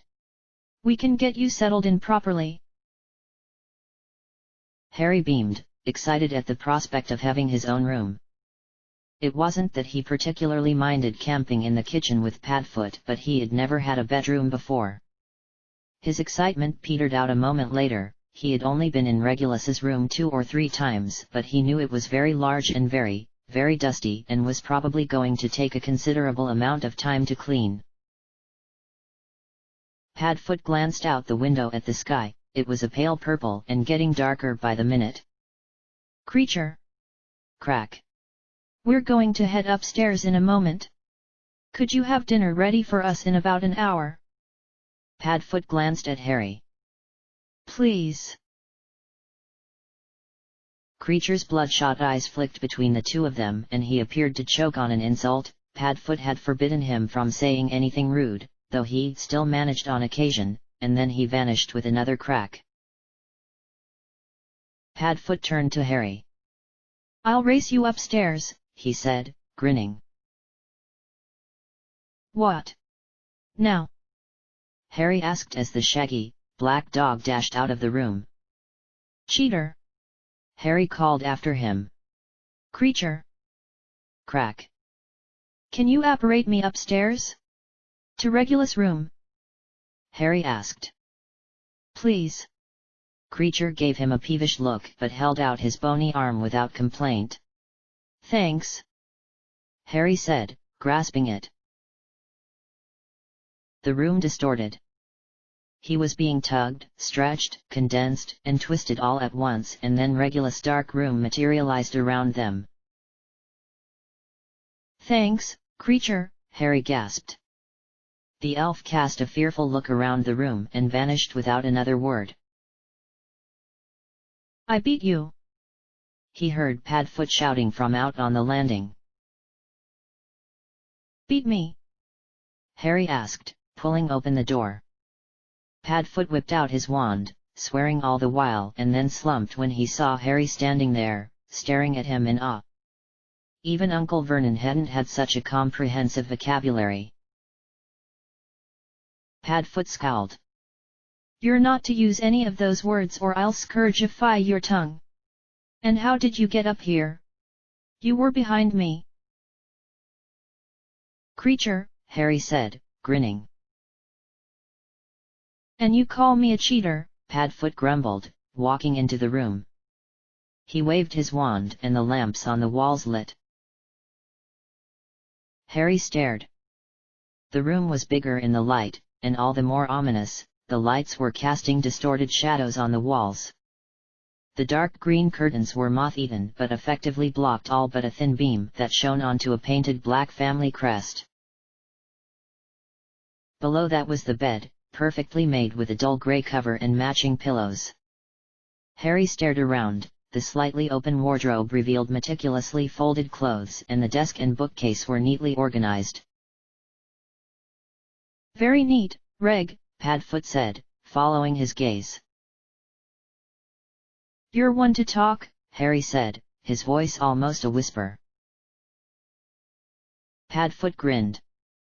I'm neat, but Reg is another thing altogether. He picked a frame off of the bedside table and wiped it with his sleeve. That's him there, he said, nodding at a thin boy surrounded by his green-clad teammates. Harry thought he could have picked him. Regulus had the same dark hair, grey eyes, and proud look as his brother. Next to that photo was another frame, silver again. It showed Padfoot and Regulus, both in their Hogwarts robes with a man and a woman behind them. The four of them were standing on the staircase, with the elf heads beside them. After a moment Harry was able to recognize the woman as their mother, though quite a few years younger than she was in the portrait downstairs. She had a proud but not overly pretty face, and with them standing next to each other, Harry could see a lot of her looks had gone to her younger son. Padfoot, who looked about 16, looked a lot like his father, tall, well-built, and handsome. Orion and Walbaga Black took turns smiling proudly at Regulus' green and silver tie, and scowling at Padfoot's red and gold one. Padfoot was scowling too, looking very much like he'd rather be somewhere else, but even as Harry watched, Regulus gave him a little nudge and a small smile. The photograph Padfoot smiled back as if he couldn't help himself and flung an arm over his brother's shoulders. Both boys laughed and grinned at the camera while Mr. and Mrs. Black watched disapprovingly. You were close, weren't you? Harry asked, setting the photo down. He wasn't ever as much of a brother to me as Prongs and Moony were, but he was more than Peter was, even before I knew Peter was a spy. So yes. We were very close growing up, but then I became a Gryffindor and he was a Slytherin and he started sitting with Bella and Sissy instead of me at family functions. But you still got along better than you would think.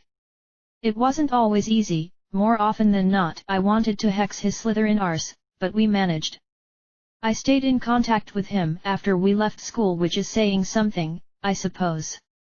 Some of the Order didn't like that very much, but James talked them around. He sighed and gave the photo a sad smile. You can do the newspaper clippings, if you would like. I'll tackle the desk. Harry sat down on the edge of the bed and was instantly surrounded by a cloud of dust. Arg! He choked, his eyes watering. Oops, Padfoot said. Ex-sugo. He held his wand over the bed like Harry had seen Aunt Petunia hold her hoover over the kitchen floor. What was left behind was faded green bedding and pale silver pillows. Better. Harry sneezed again but nodded, and Padfoot crossed the room to the desk and began to rifle through. Harry turned his attention to the wall. They're all about Voldemort. Yeah, Padfoot said, scowling as he torched scraps of parchment with his wand.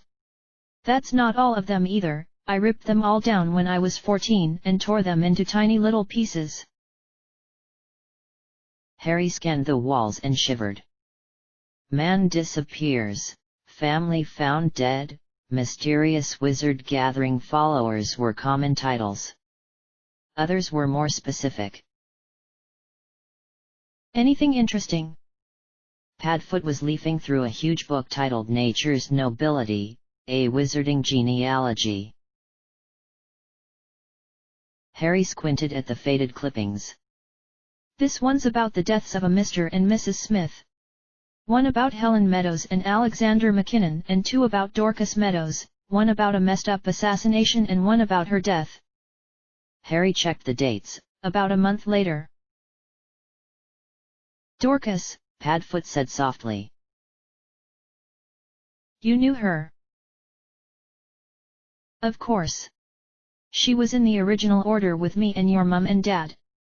Voldemort tried to kill her, but someone tipped Dumbledore off and he moved her in time. She died a month later. Voldemort killed her personally. I'm sorry, Harry said. Padfoot shrugged. Her sister disappeared at the same time. Helen, is that right?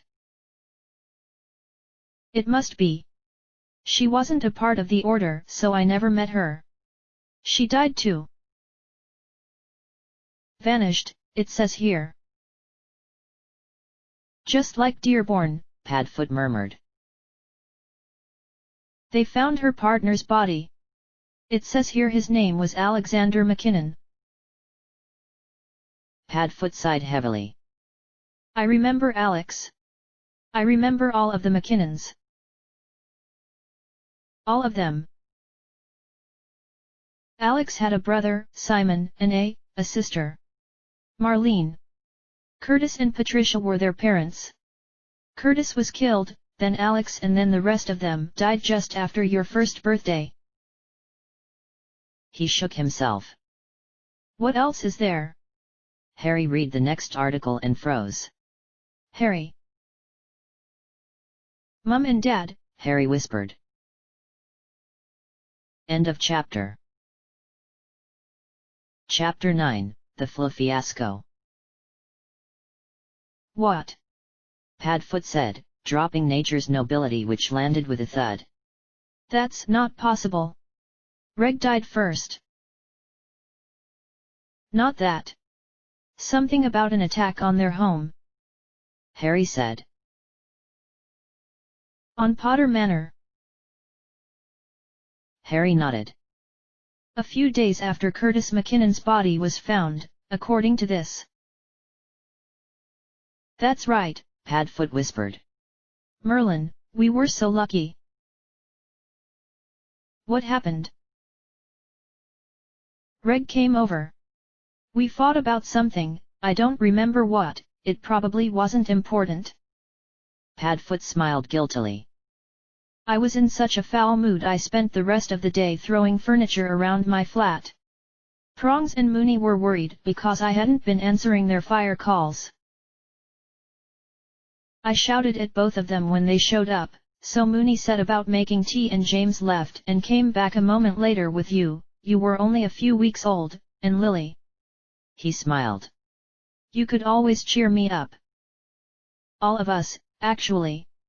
You and the Longbottom boy were always brought to order meetings, partially because no one trusted babysitters and partially because you were both so happy all the time. You reminded us what we were fighting for.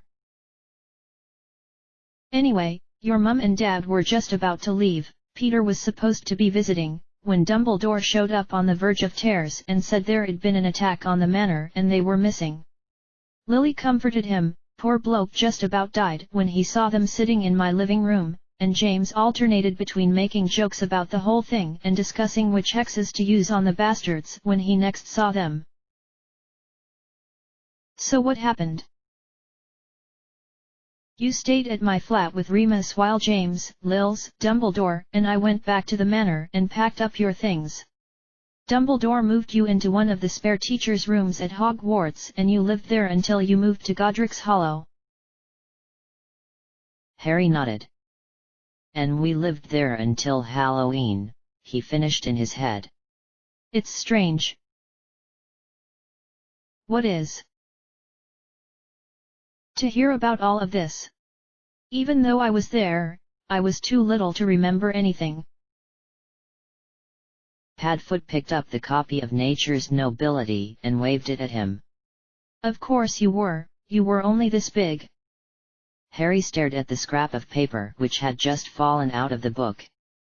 Are there any other articles? Not about them, Harry answered. What does that paper say? Padfoot frowned and retrieved it. Another newspaper clipping. Double arrest, father and son attack ministry official. He read, his face scrunching up, and then frowned and lobbed the book into the rubbish bag, but he kept the clipping and stared at it for a few more moments. My mother probably used it as a bookmark. Padfoot offered it to him. Staring back at him was a rather scary-looking man with a thin face, thick, matted hair and dark eyes that looked in opposite directions. He bared his teeth, or the ones that were left, at Harry and lunged for whoever was holding the camera. 2 wizards stepped forward to restrain him. In the background, clinging to a dilapidated house, shouting and making rude hand gestures, was an older man who looked a bit like a monkey. Harry had to hide a smile when he saw Regulus had circled the hand gesture. Padfoot had retrieved Nature's Nobility and was flicking through it carelessly. He read a page in silence and then snorted. He flicked to a page closer to the end of the book and passed it to Harry. Here. You might find that interesting. The Potter line, proclaimed golden letters at the top of the page. Harry sank onto the bed, entranced, and traced the red, silver, and black coat of arms with shaking fingers.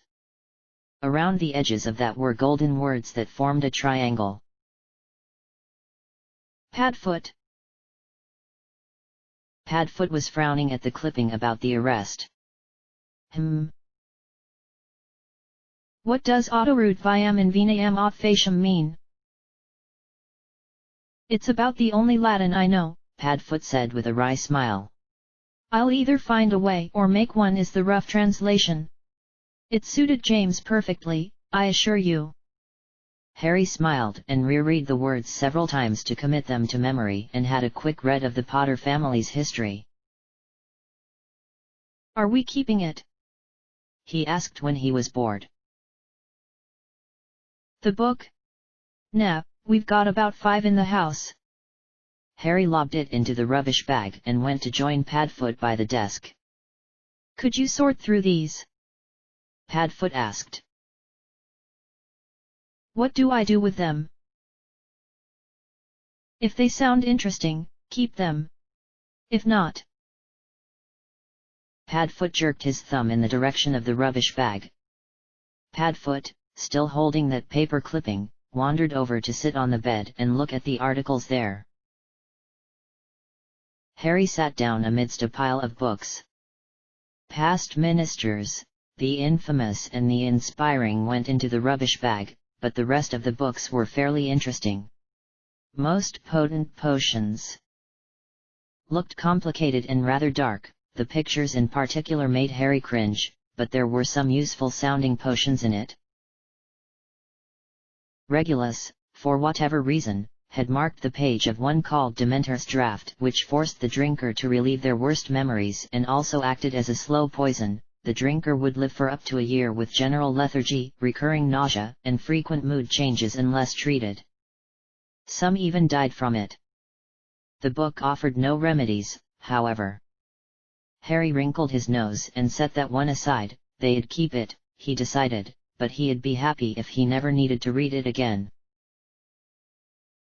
There was also an advanced guide to protective wards, which had no specific pages marked but had obviously been read a number of times. The spine was creased and the edges of the pages were soft and rounded with wear. There was a box set of applications of defensive magic. But only the volume on dark creatures had been read, the others were all in pristine condition. Harry glanced up. Is there a book there on wizarding artifacts over there with you? Harry shifted traces and auras, see the magic around you, and grabbed a book thinner than the others in the pile, titled History's Most Magical Wizarding Artifacts. This one? Yeah, I thought I saw that. Flick through. See if you can find me an ugly ring with a black stone. Harry opened the book and scanned the contents. There's Morgana's ring.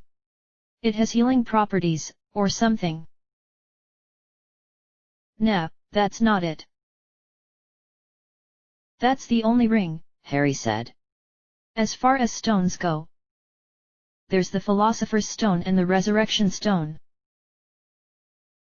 Padfoot shook his head. The article says Marvelogaunt thought his name and his ring would protect him. Are you sure there's no Peveril ring in there? Pretty sure, Harry said apologetically. You can check. Padfoot shook his head again. How about Slytherin's ring?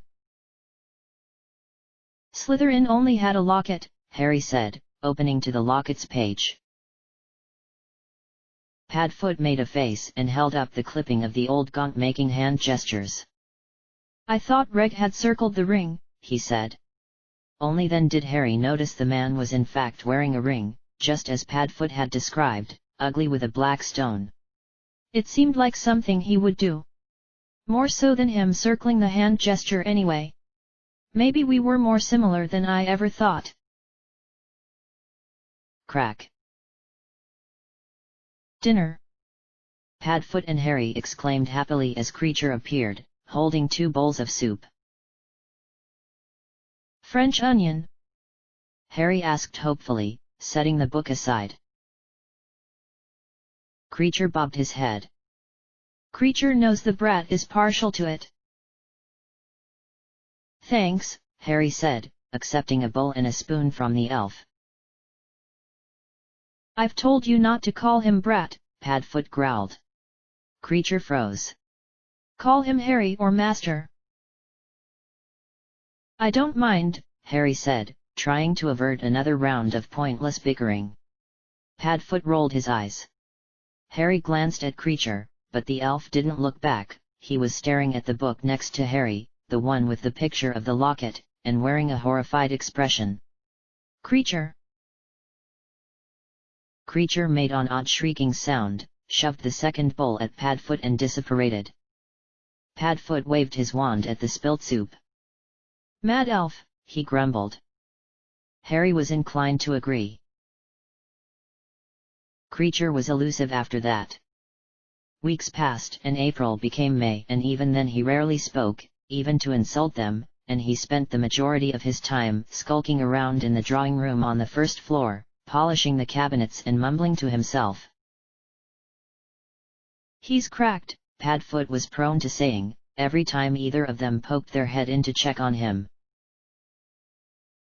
Creature would mutter, the family mustn't know, oh no, and became increasingly hysteric if either of them asked too many questions. Padfoot's room, which hadn't been cleaned for almost 13 years, was taking much longer. They'd uncovered a nest of doxies there. Harry had been bitten and spent 2 days in bed while Padfoot fussed over him, and a set of robes in the wardrobe, which had been a prank present from James, were supposed to hug the wearer but had tried to strangle Padfoot instead. He had set them on fire in retribution. Aside from that, however, things were going well. They had finished cleaning Regulus' room and replaced the old curtains, quilts, and pillows with new ones, red mostly, and Padfoot had repainted the walls, the same white as they had been, so no traces of the Black family crest remained. Padfoot had even duplicated a Gryffindor banner from his old room, which they were in the process of cleaning, and hung it above Harry's desk with the promise they'd change it if he wasn't made a Gryffindor. Harry's lessons were also going well. Padfoot had covered some history, going over Dumbledore's fight with Grindelwald and also the war against Voldemort. Harry had also had some success with potions. He had made a cure for boils properly after 3 attempts, he had made a potion that induced babbling for an hour, a basic sleeping draught and a simple color change potion that acted similarly to Muggle hair dye. Padfoot had sported bright blue hair for days after Harry slipped it into his afternoon cup of tea. Harry, who knew his godfather had a good sense of humor and had done much worse during his school days, had expected a laugh and a half-hearted reprimand. Instead, Padfoot had beamed and taken him out for ice cream as soon as the potion wore off. Harry had also been getting better with the jinxes and minor hexes Padfoot had taught him. His body bind was quite strong and he had managed to perform a half-decent tickling hex. Padfoot had immediately tried to teach him the more complex tickling charm, which Harry was absolutely hopeless at. Padfoot had also taught him a very simple soap spell, a more manageable spell than the Scourgify. Padfoot was always threatening to use if Harry swore that was useful for cleaning, since creature wasn't cleaning at all, and a polishing charm so that he could help around the house. The house itself was coming along, though slowly. So how do I do it again? Harry asked. Hold on. Padfoot kicked his sleeping bag, though he hadn't been using it, since they had cleaned Regulus' room up. Padfoot had been sleeping as a dog at the end of Harry's bed, away from the hearth. All right, so, you take a handful of flu powder, throw it in the fire and then say where it is you want to go. Keep your eyes closed and try not to fidget too much. Okay, Harry said. He was a little nervous about traveling through fire, but he was also eager to try it. It's easy, Padfoot said. I learned when I was about 4. Just be very clear about what you're saying. I'll see you in the library.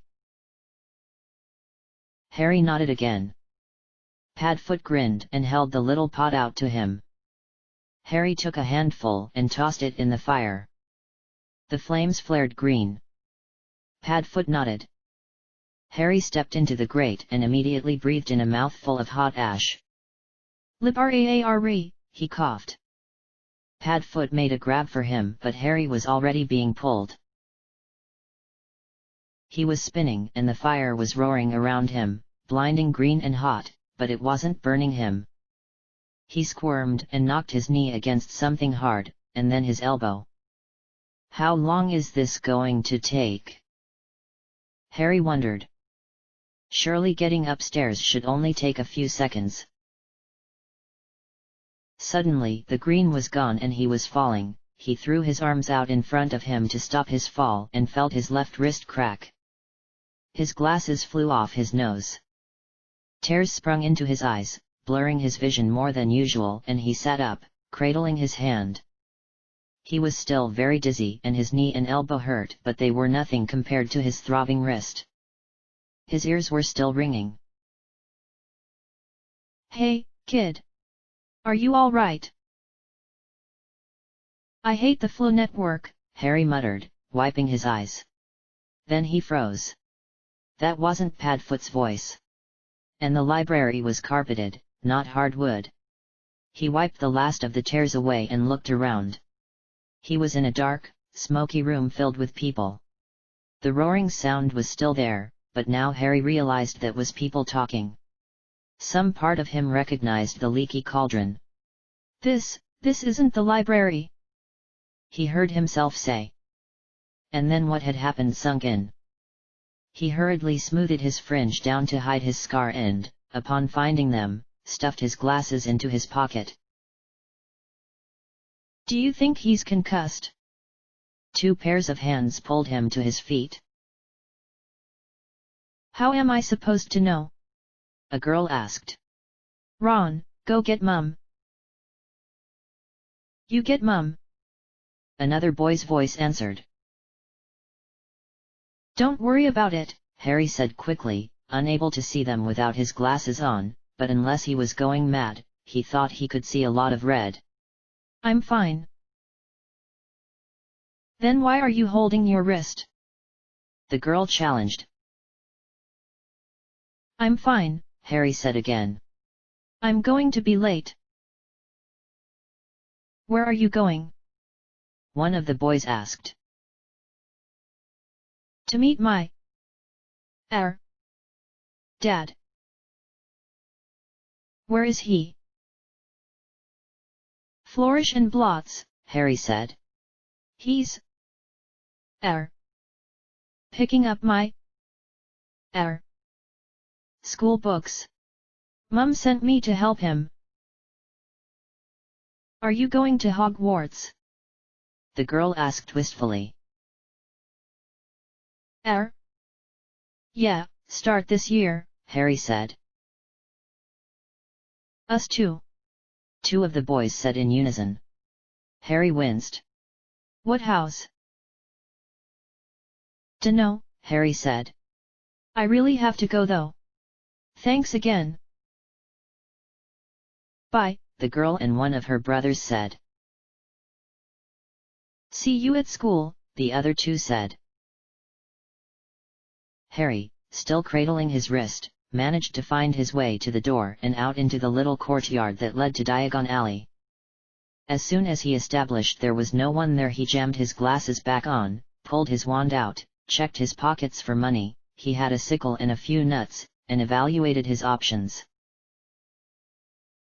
He didn't know how to open Diagon Alley. Both times they'd come, Padfoot had done it, or he probably would have gone to ask Mr. Ollivander for help, but asking someone else to open it would draw attention to him. He could fly back, but he wasn't feeling overly confident with that, and, as secret keeper, it probably wouldn't do for him to be shouting their home address to the crowded bar. That left Muggle London. He would have to walk. A sickle wasn't going to get him very far at all amongst Muggles. Harry reluctantly put his wand away, pulled the hood of his jacket up so it covered his face and ducked back into the bar. 3 red-haired children were telling their plump mother about a strange boy in the fluo. The girl looked up as he walked in, but he carefully avoided eye contact and she looked away again. Unfortunately, in his attempts to appear inconspicuous, Harry collided with another redhead who was coming out of the bathroom. Oh, it's you, the boy said. He was short and chubby, maybe a few inches smaller than Harry, with a long, freckly nose, blue eyes and bright red hair. He looked to be about Harry's age. Weren't you meeting your dad? And where'd you get glasses? Harry cast a fearful glance over his shoulder. The boy's eyes widened. I know who you are. Shh! Harry hissed. He stuffed his wand in his pocket and dragged the boy into a corner. I thought you were dead. The boy exclaimed. Shh! Harry said again. Sorry, the boy whispered.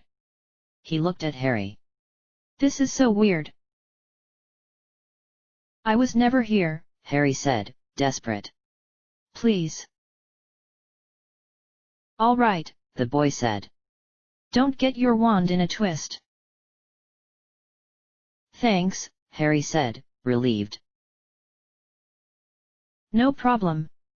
The boy hesitated and then held out his hand. I'm Ron. Ron Weasley. Harry Potter, Harry said softly and let go of his wrist to shake it. Are you hurt? Ron asked, glancing at his wrist. I'm fine, Harry said.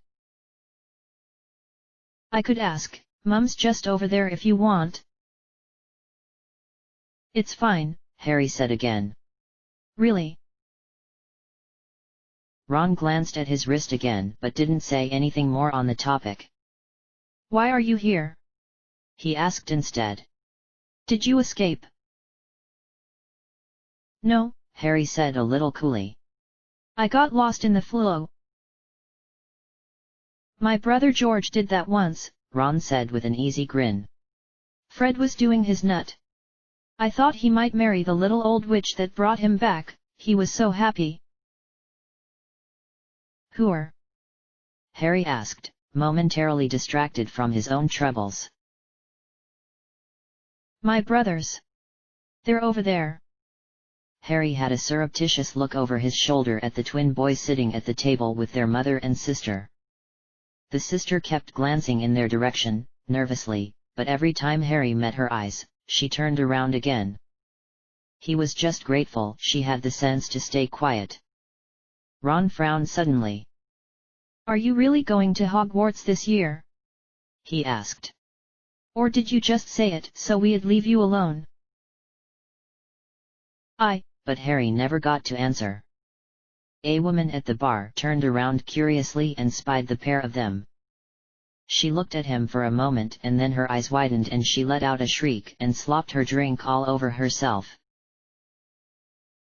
"It's Harry Potter!" she screamed. Harry threw Ron an apologetic look and bolted. He made it out onto the street, but what seemed like half the pub had followed. "Wait, Potter!" one witch was shouting. "He's mine!" screamed a wizard. Harry had never been so scared in his life.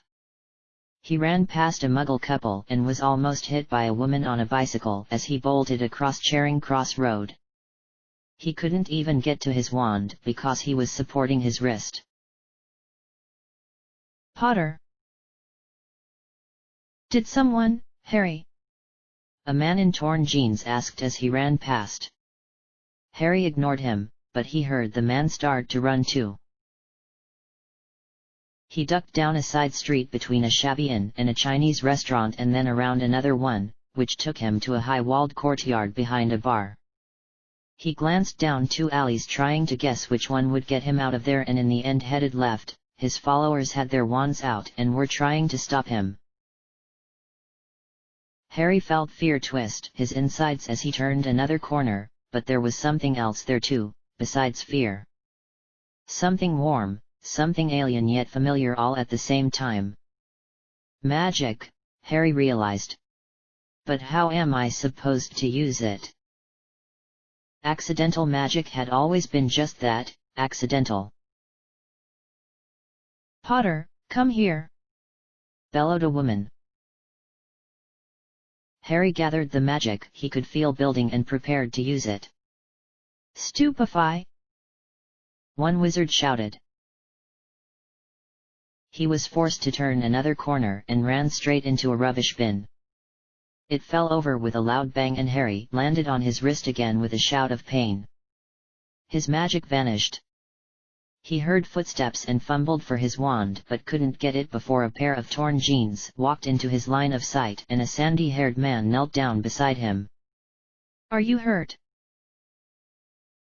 "No," Harry lied. His good hand wrapped around his wand. The man made a noise that might have been amusement and tapped Harry's left arm with his own wand. Bandages wound around his wrist and tied themselves neatly. "Thanks," he muttered. "He's got him." Harry let go of his wand and let the man help him to his feet. As soon as he was standing, the man stepped between him and the crowd. Harry reached for his wand again. "Who threw that stunner?" the man who had helped him demanded. "That's Harry Potter." "I know bloody well who it is," the man shouted back at them, sounding annoyed. "And he's been the victim of this whole serious black mess, not the perpetrator, so I'll thank you not to throw spells at an 8-year-old. Harry didn't wait to hear the rest. The man seemed sufficiently distracted, and so did the others, so he slipped down another side street and took off running again. His wrist didn't hurt nearly as much as it had, but he was still worried about getting home.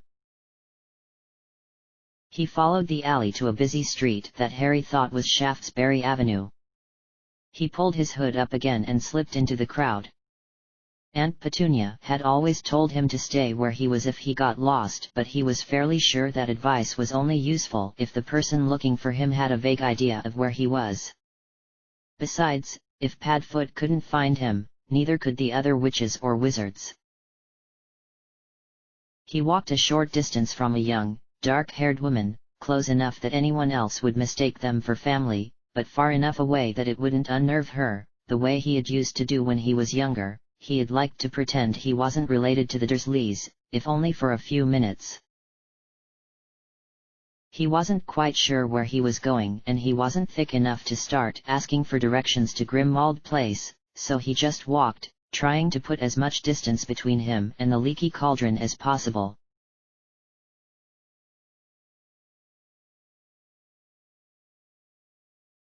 "He's alive, he's alive," he's alive, he's alive," Remus sang to himself, even as he shouted at the people who had attacked Harry. He knew that Harry was alive, of course, because the Department of Magical Records had not reported his death, but that had done little to allay Remus' fears. "He's alive, he's Al." "He's gone," one witch screeched. "You let him get away." Remus turned and swore. "Harry!" he called, ducking down a side street. Harry was nowhere in sight. Remus ran a hand through his hair, agitated, and sniffed the air. There was a faint smell of fear, determination, and something that was almost James, almost Lily, and almost Sirius, but was none of them, lingering down a street to his right. He followed without hesitation and came out on a busy Muggle road. The scent was harder to track here, with more people, but Remus reasoned he couldn't have gone far yet and had to be around somewhere. "Children?" Remus thought, glancing around. There was a blond boy standing with an old man that appeared to be his grandfather, a dark-haired boy trailing a little girl with pigtails. For a moment Remus thought it might be him, but the boy's hair was too flat. Another boy was waiting by a bus stop, but he was too chubby. Remus thought with a pang, of Peter. Another boy bumped into him and stopped to say something, an apology, he thought, before hurrying after a woman who Remus presumed was his MOT, "Hold on." The boy had his hood up, which drew attention to start with, and was holding his wrist at an odd angle, as if it was sore. Remus was fairly sure the clothes were the ones Harry had been wearing, and the woman he was walking near was not walking as if she had a child. She wasn't glancing in his direction every few moments, or holding his hand, or even making any indication that he was there at all. She didn't look angry, either, as if they had had a fight and so was ignoring him. The boy took a wary glance around and Remus saw glasses flashing beneath the hood. "Found him!" Remus hurried after, unwilling to scare Harry into running, but he wasn't prepared to lose him either, and Sirius could show up at any moment. Until Sirius did show up, though, Harry wasn't in any immediate danger and he was likely to lead Remus all the way to where they had been living.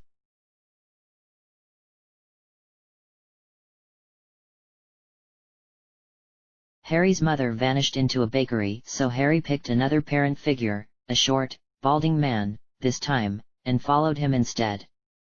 This man walked almost all the way down the street and then wandered into a telephone box. Harry pressed on.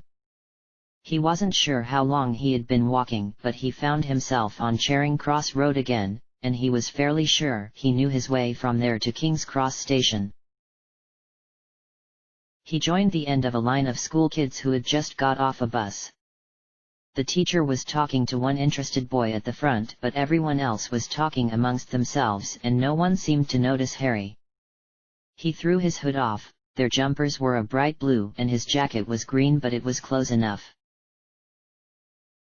He followed them until they stopped at Bedford Square and then continued past. "Hey, kid!" he heard. Harry ignored it and kept walking. "Potter!" His head twitched in the direction of the voice before he winced, realizing he should have just ignored it. A large man appeared next to him and grabbed his upper arm with a hairy hand. Harry tried to prise the fingers off.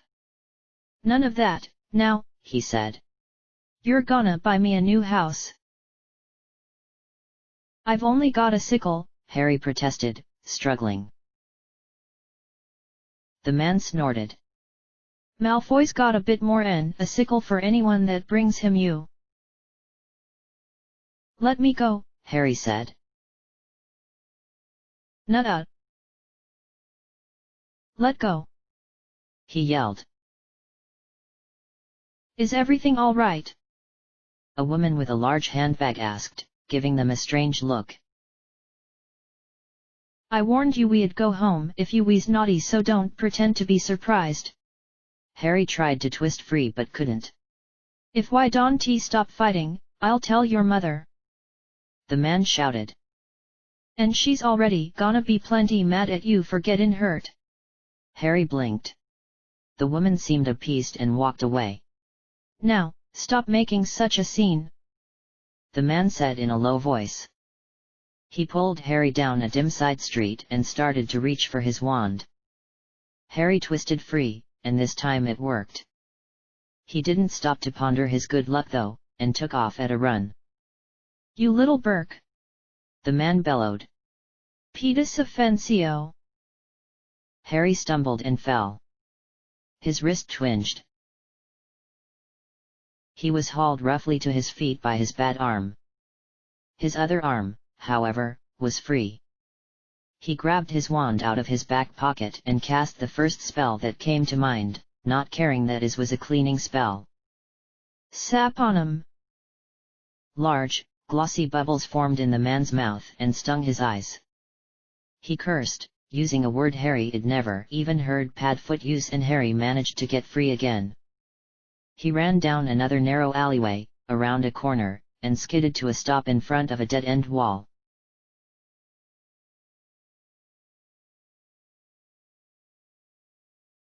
Harry was reasonably good at not drawing attention to himself.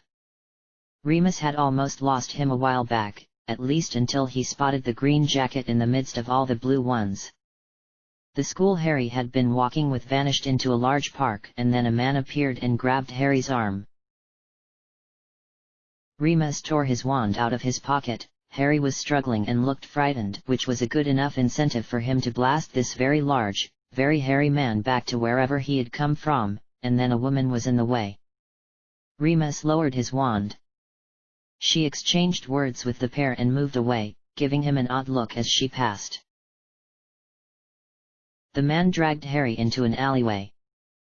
Remus' heart was in his throat.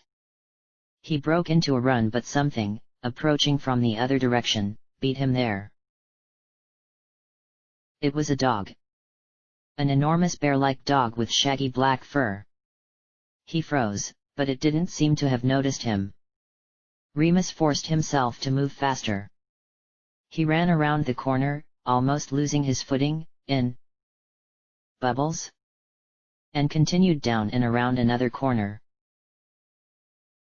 There was a loud bang, like a car backfiring, and the alley exploded. Remus was thrown off his feet, his wand landing several yards away. The man holding Harry was thrown into a wall. The walls themselves were trembling, and dust and chunks of grey brick rained down. Harry himself was unharmed, but he was looking around warily, wand out. And then Remus saw him striding calmly toward James and Lily's son. Sirius. The man who had ruined everything. The man who had destroyed his entire world in a matter of hours. The man who had destroyed it again. Only a few weeks ago. He was thinner than Remus remembered, but not as thin as he had expected, or as dirty. He was cleanly shaven, his hair was washed, and he was dressed not dissimilarly to Remus in jeans and a shirt. His expression, however, was murderous. Remus reached for his wand. "Oh, thank Merlin," he heard Sirius say as he reached Harry. Harry was pulled into a tight hug, one that he appeared to be returning, and then Sirius let him go. "How?" Harry asked, weakly. Sirius said something in a low voice, and the only word Remus caught was creature. Sirius knelt to check on the man he had attacked. Remus almost had his wand, his fingers were brushing the smooth wood of its handle, and neither Sirius or Harry knew he was there. Sirius checked the hairy man's pulse, summoned an old pizza box from a rubbish bin by the wall, tapped it once, and after a flare of blue light, the man vanished. A port key? Remus wondered and then shook his head. Sirius turned back to Harry and frowned.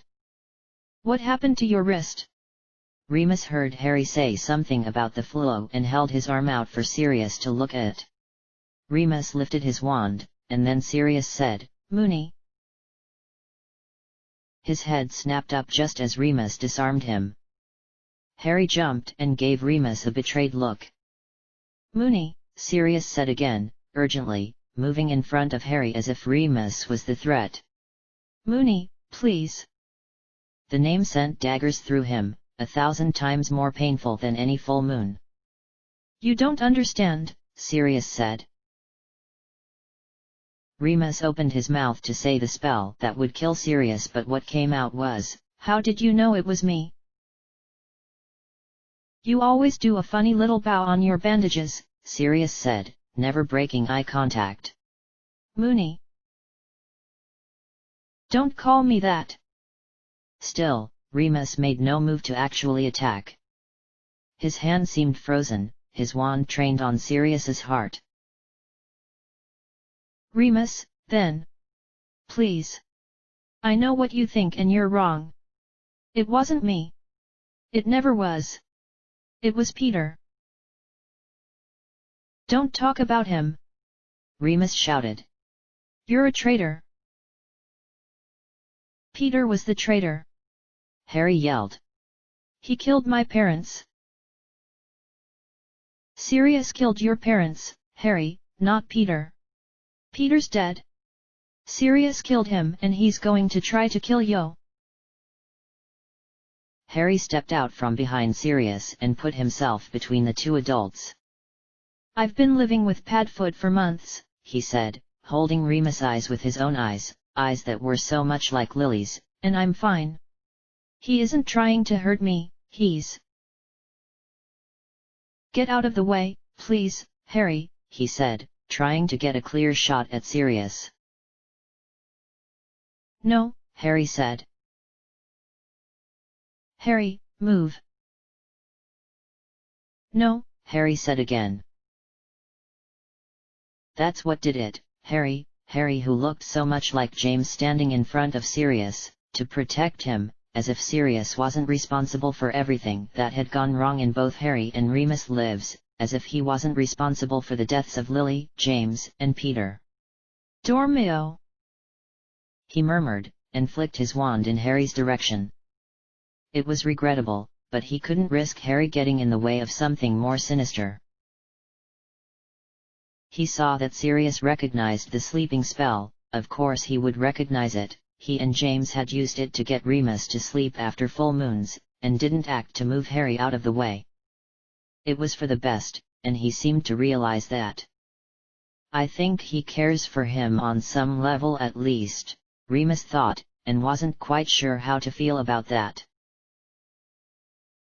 Harry's eyes widened, he looked utterly terrified, in fact, but he didn't move. He winced as the spell was about to hit him, but the pale blue light fizzled out inches from his chest. Remus' eyes widened. What's Sirius been teaching him? Sirius, however, looked just as shocked. Accidental magic, perhaps, Remus thought, glancing at Harry who now looked determined. But why's he protectin'? Sirius made a dive for his wand. Remus shot a stunner at him but it missed, deflected by some unseen force. Harry, Remus thought tiredly. Sirius's hand closed around his wand. Remus shot another spell at him, a disarmer this time, but Sirius rolled out of the way. Remus slashed at the air, sending spell after spell at his old friend but none made contact. "Moony, please just listen," Sirius panted. "Don't call me that," Remus said, throwing another hex. Sirius sought cover behind an overturned rubbish bin. "Coward!" Remus spat. He was forced to block a spell from Harry, a body bind, and then a more pressing disarmer from Sirius. He sent Sirius into hiding behind another rubbish bin with binding spell, sent sparks in Harry's direction as a distraction, and then stepped around effectively backing Sirius into a corner. Finally. "Moony," Sirius said, eyes wide as Remus sent his wand flying. "Please. Petrificus totalis," he heard from behind him. He blocked the spell easily but the distraction was enough. A blur of black fur streaked between his legs, knocking him over. Harry had retrieved Sirius' wand and held it out to him. Sirius transformed, his fingers closing around his wand, and Harry threw his arms around his waist. Crack! Remus sent a stunner at the place where they vanished, but he was too late. The red sparks exploded on the alley wall. Remus spun, growling in frustration, and came face to face with two men. Aurors, if the round, golden badges they wore chained to their robes were any indication. "Where's Harry Potter?" one of them demanded. "The trace said he was here." "You've just missed him," Remus told them curtly. "Sirius Black took him. Again." The pair exchanged glances. "We're going to have to ask you to come with us," said the one with yellow eyes. "What for?" Remus asked, tucking his wand into his pocket. "We've spent the last hour following his trace all over this side of London, and yet somehow, you're here, before us." The one with blue eyes prodded Remus in the chest with his wand. "How's that possible? Are you working with Black?" "Excuse me?" Remus asked, his eyes narrowing dangerously. "What my colleague is the yellow-eyed man began, but he never finished. Remus crossed the distance between them and punched him square in the face. End of chapter. Chapter 10, of Mice and Men. "Oi, Draco! Look!" Hydrus shouted as his broomstick went whooshing past. "Yes, you're very fast," Draco said, rolling his eyes as he returned to his book. "Faster than you are not," Draco said, indignant. Hydrus swooped one of the peacocks, which squawked and ran away, feathers ruffled. "Stupid bird! Mother told you not to do that," Draco said, shifting against his tree. "I'll race you," Hydrus said, ignoring that last comment. "My comet's upstairs." "Then go get it, Prat." Hydrus was hovering now, though he was still a fair way above Draco, with one hand resting on a tree branch. "Father said not to use that word." Hydrus ignored that too and waited for a proper response. "I'm reading," Draco told him as he turned a page. "Do shut up and leave me alone." "I want to race," Hydrus said, frowning. "I told you, I'm reading," Draco repeated. "You're just scared you're going to lose," Hydrus said. "I am not. I just don't feel like it right now." "Boink," Hydrus said. "Bok, bok, boink. Chicken." "You're the one flapping your arms," Draco pointed out. Hydrus stopped at once. "Come and race me," he whined. "No," Draco said, adopting an equally whiny tone. "I'll tell father." "You wouldn't disturb him." Draco turned another page. Hydrus landed lightly beside him. "I'll do it," he said. "Fine." He was bluffing and they both knew it. Father had sent them outside because he was busy and they had specific instructions not to bother him. "Come race," Hydrus said, stomping his foot. "No." Draco had to duck as his brother kicked a chunk of grass at him.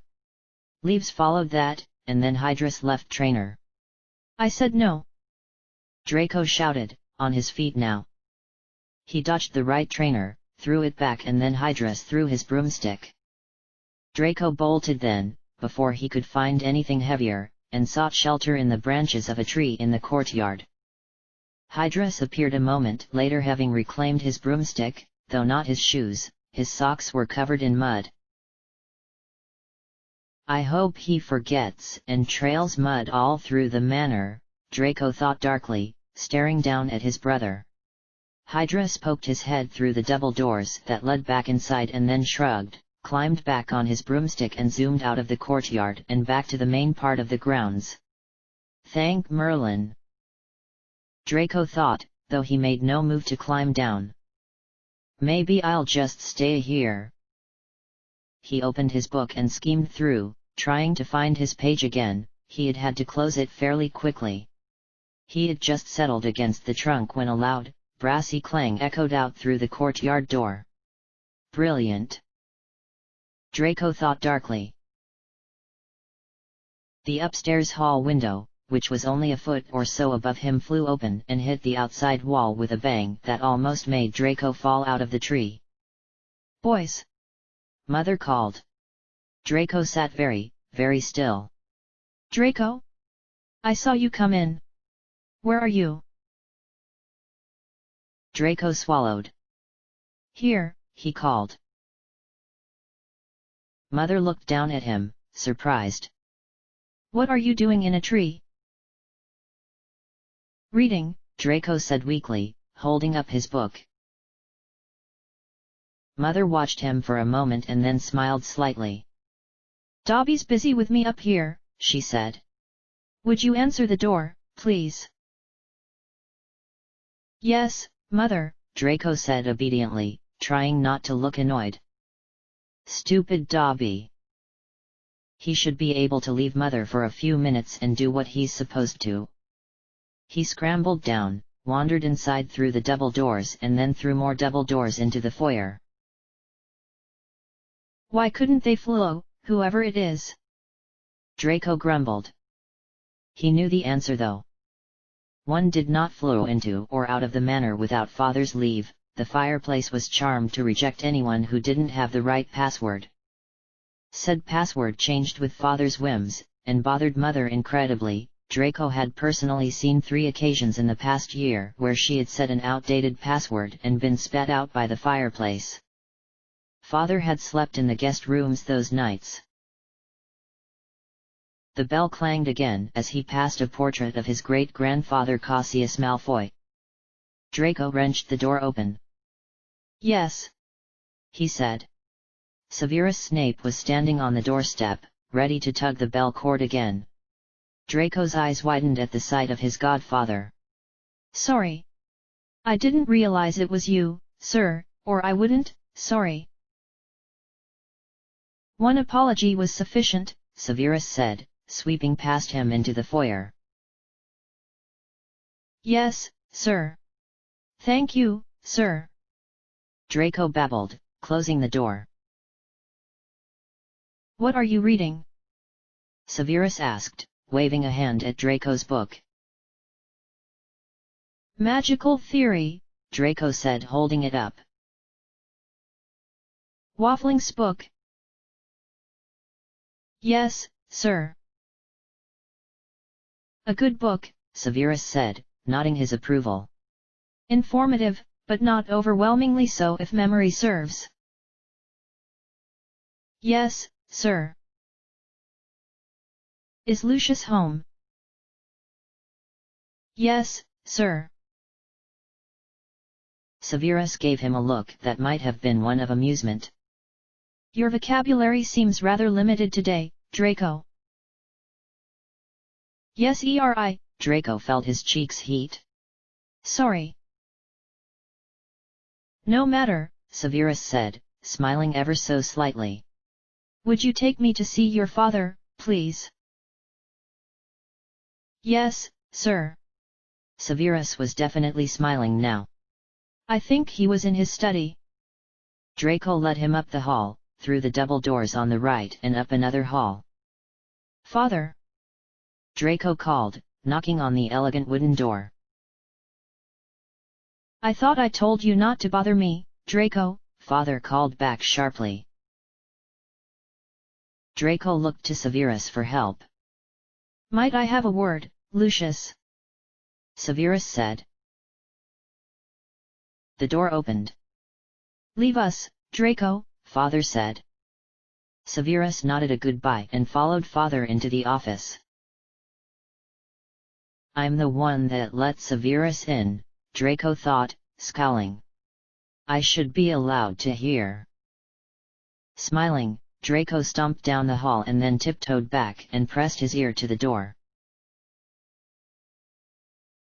Arrested? Severus was saying. And I suppose it expects me to pay its bail, father said, sounding amused. Brandy? No, thank you. There was a clink as father poured himself a glass and then he said, I won't pay a nut. The Lupin monstrosity can rot for all I care. He was released this morning, Severus said bitterly. All the charges were dropped. 2 weeks in office and Cornelius Fudge has already blundered.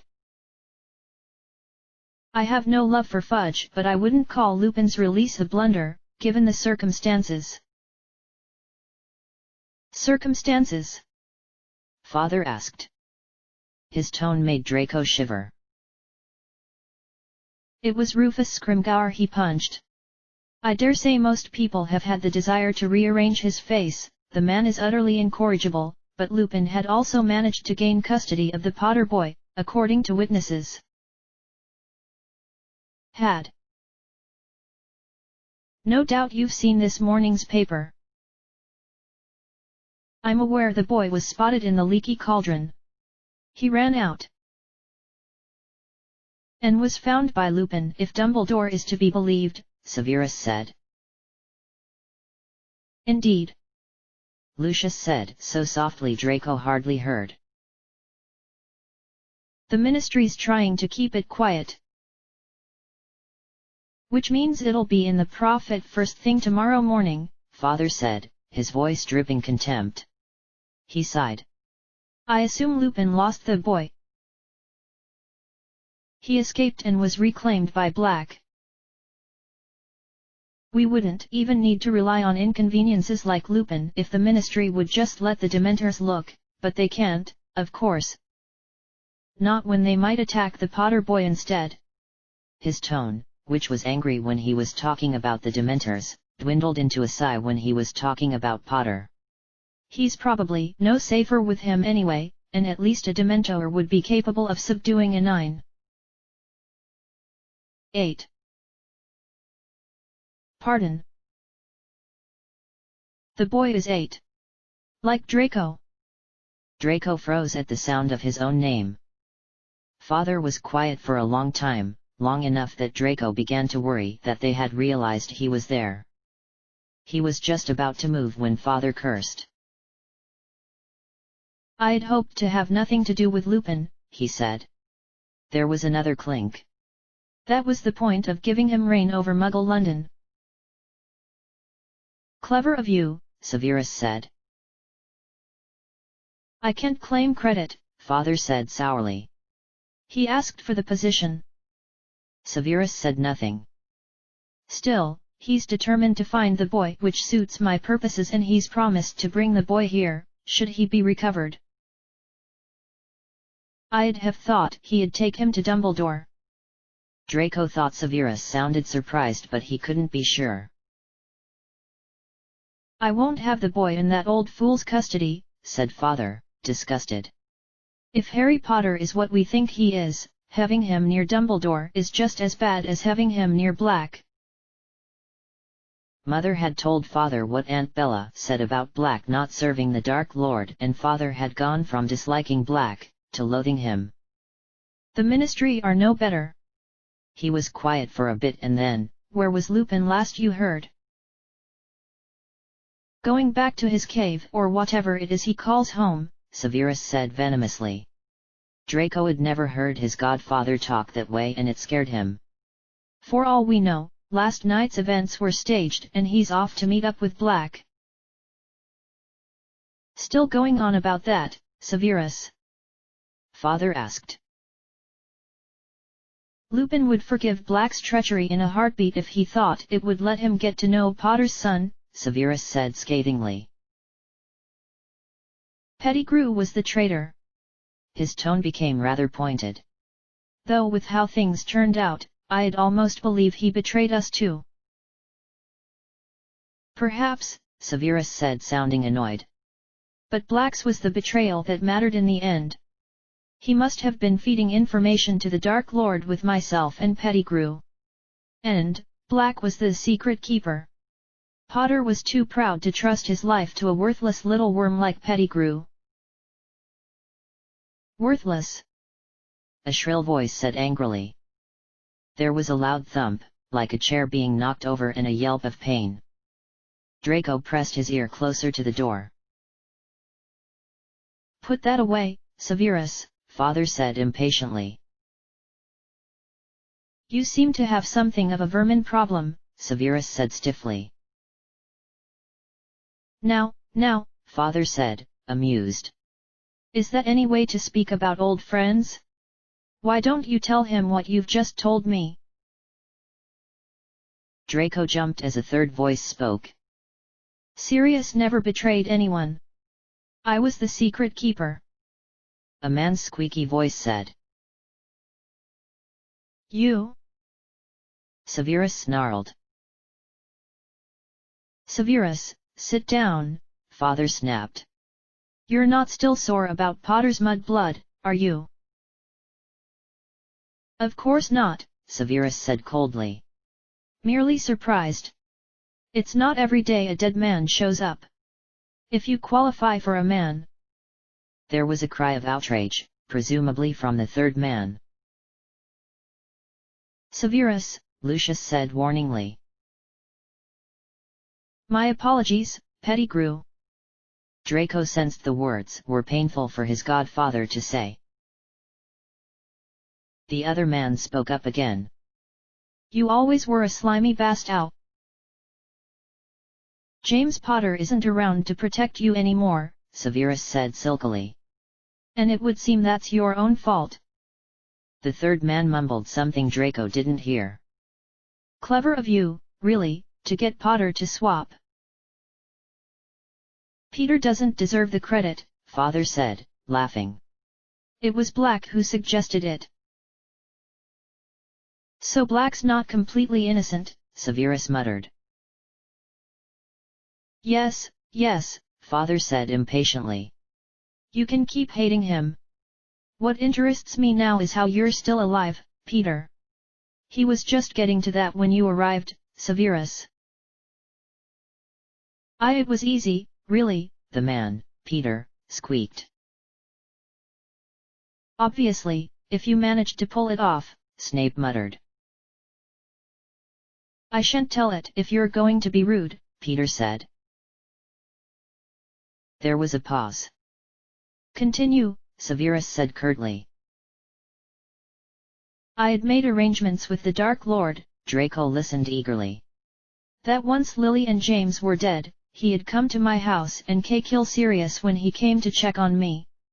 We had planned to use Polyjuice Potion. The Dark Lord would take one of Sirius' hairs and go to Dumbledore, distraught, and kill him.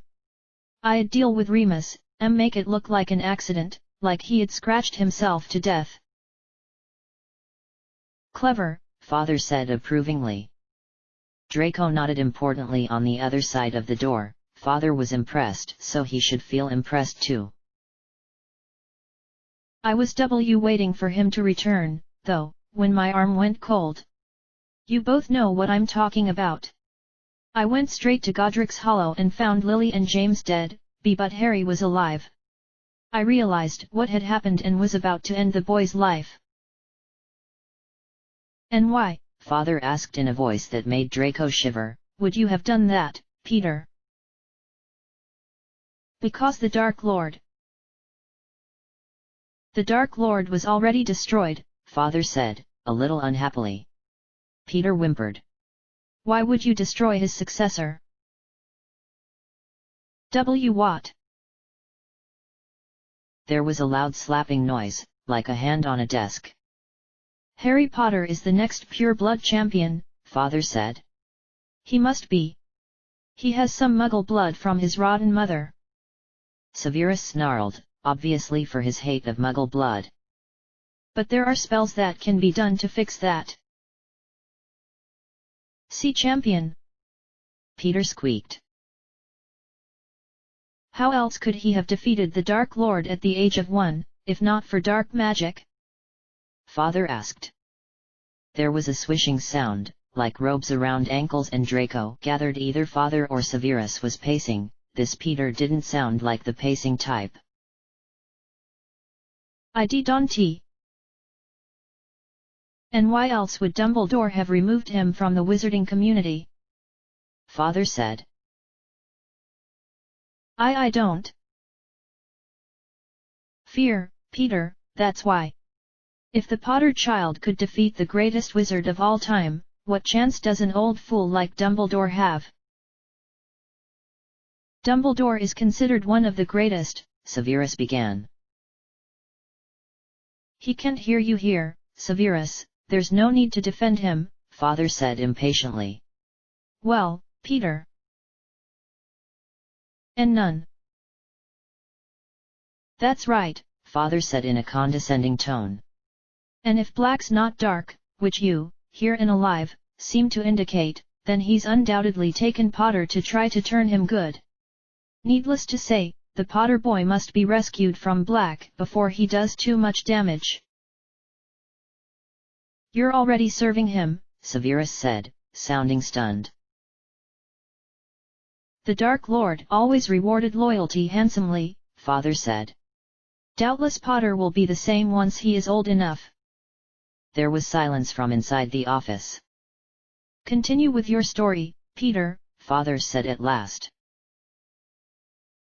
Well, I was going to kill Harry, but that was very, very wrong, he added hastily, when Sirius showed up. I could have taken him, but then Hagrid was there too. Dumbledore's pet oaf, Father said. I transformed and fled. He was stuttering rather a lot, but Draco didn't think he was scared, it sounded like excited stuttering. I didn't know what to do. I knew Sirius would be looking for me, but I could smell he had already been to my house, so I knew I'd be safe there, at least for a little while. In the morning, Dumbledore showed up. We collected Remus and Dumbledore sat us down in his office and told us what had happened. Sirius spent the next few days looking for me, not that he had much choice. Without me, he had no proof that there had ever been a swap. And not even Dumbledore knew.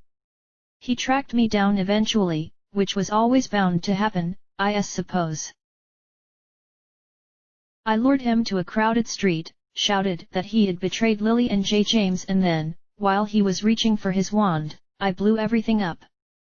My wand too, unfortunately, but it made it look authentic. I'd hoped it would kill Sirius B, but he got a shield charm up in time, the B bastard. I cut off my finger to make it look like I was the one who had died, and then I transformed in the confusion and hid in the sewers. He laughed breathlessly. I watched as they dragged him off to Azkaban. Yet this is the first time you've been seen for 7 years, Severus said. Sirius was out of the way, Peter said, but if I showed up in Diagon Alley people would recognize me. You think too highly of yourself, Severus said. You are remarkably forgettable.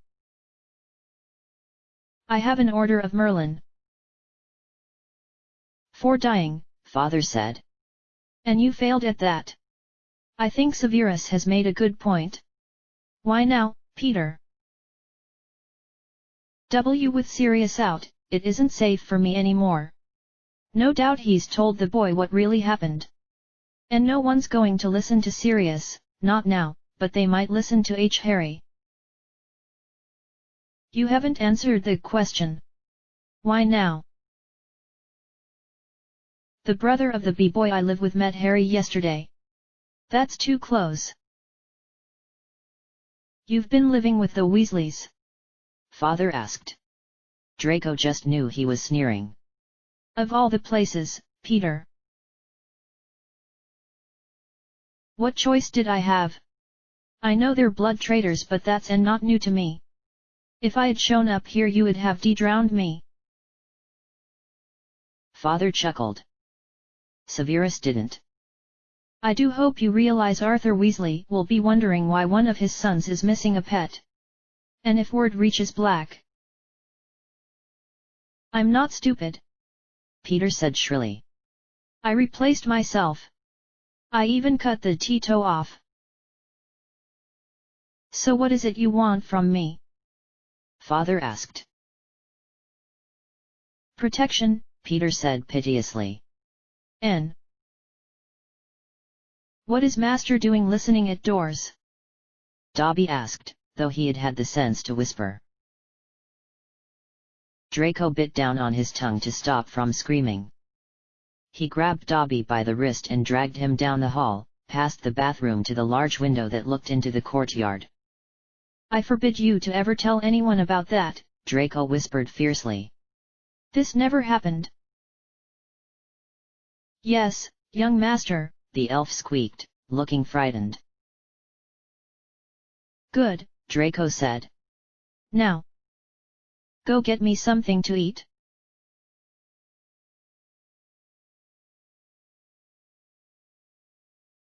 Severus didn't give himself time to think.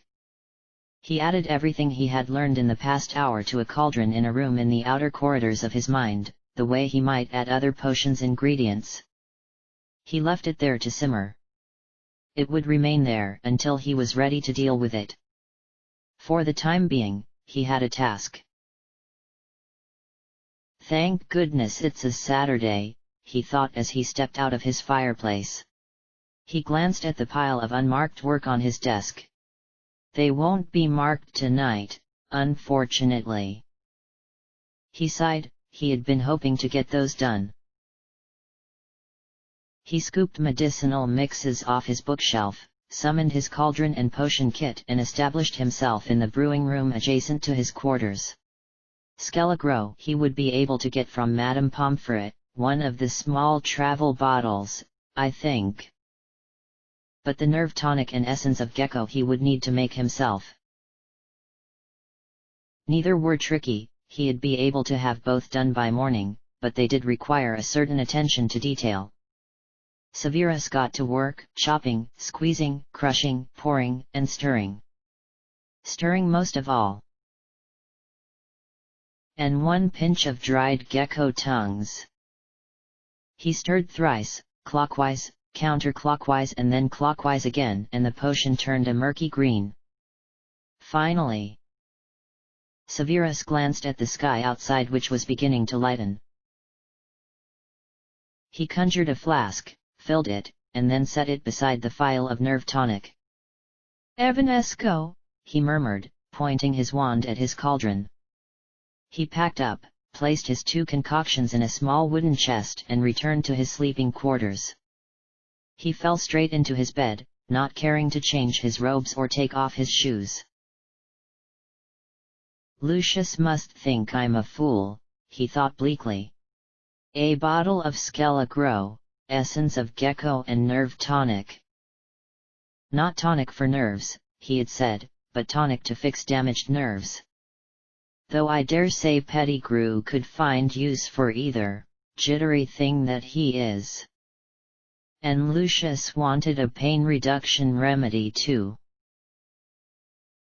Severus smiled nastily.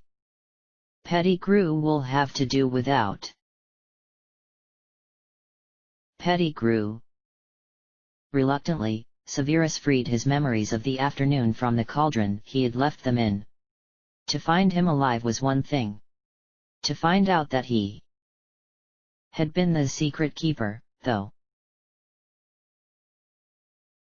Severus had known from the outset that Pettigrew had joined the Dark Lord's cause. He was just the type, power-hungry and a little scared. We all were. Even Lucius. It had all seemed like fun, like a game, and then his classmates had started to choose sides too. Potter and his gang had joined Dumbledore midway through their 7th year. Lily too. It was utterly like her, and really, as a Muggle-born, what choice had she had? Though Severus had always hoped otherwise. He had warned Potter then, that Pettigrew was the spy, not outright, never outright, it would have meant his life, and he wasn't about to die for Potter, but either Potter had been too stupid to understand his hints or too proud to believe anything but the best of his chubby, traitorous friend. Outside school, Pettigrew had continued to feed the Dark Lord information. Dates, plans, locations. Anything his little rat ears picked up on. In return, he was never hurt during a duel, only stunned. Severus had broken his arm once though. He had told everyone it was an accident and they had believed him. Severus had joined Dumbledore's side after hearing the prophecy and learning that the Dark Lord was out to kill Lily. He never said a word about Pettigrew, lest he draw suspicion back on himself. He had never liked Pettigrew, going through school, spineless thing that he was, and he had liked him less once he became a Death Eater because it meant he had to put up with him more often, and because his actions were putting Lily in danger. He would have been the first one the Dark Lord questioned, and his betrayal would have been the death of him. Instead, he foiled plans where he could, and tried to undo the damage Pettigrew had done.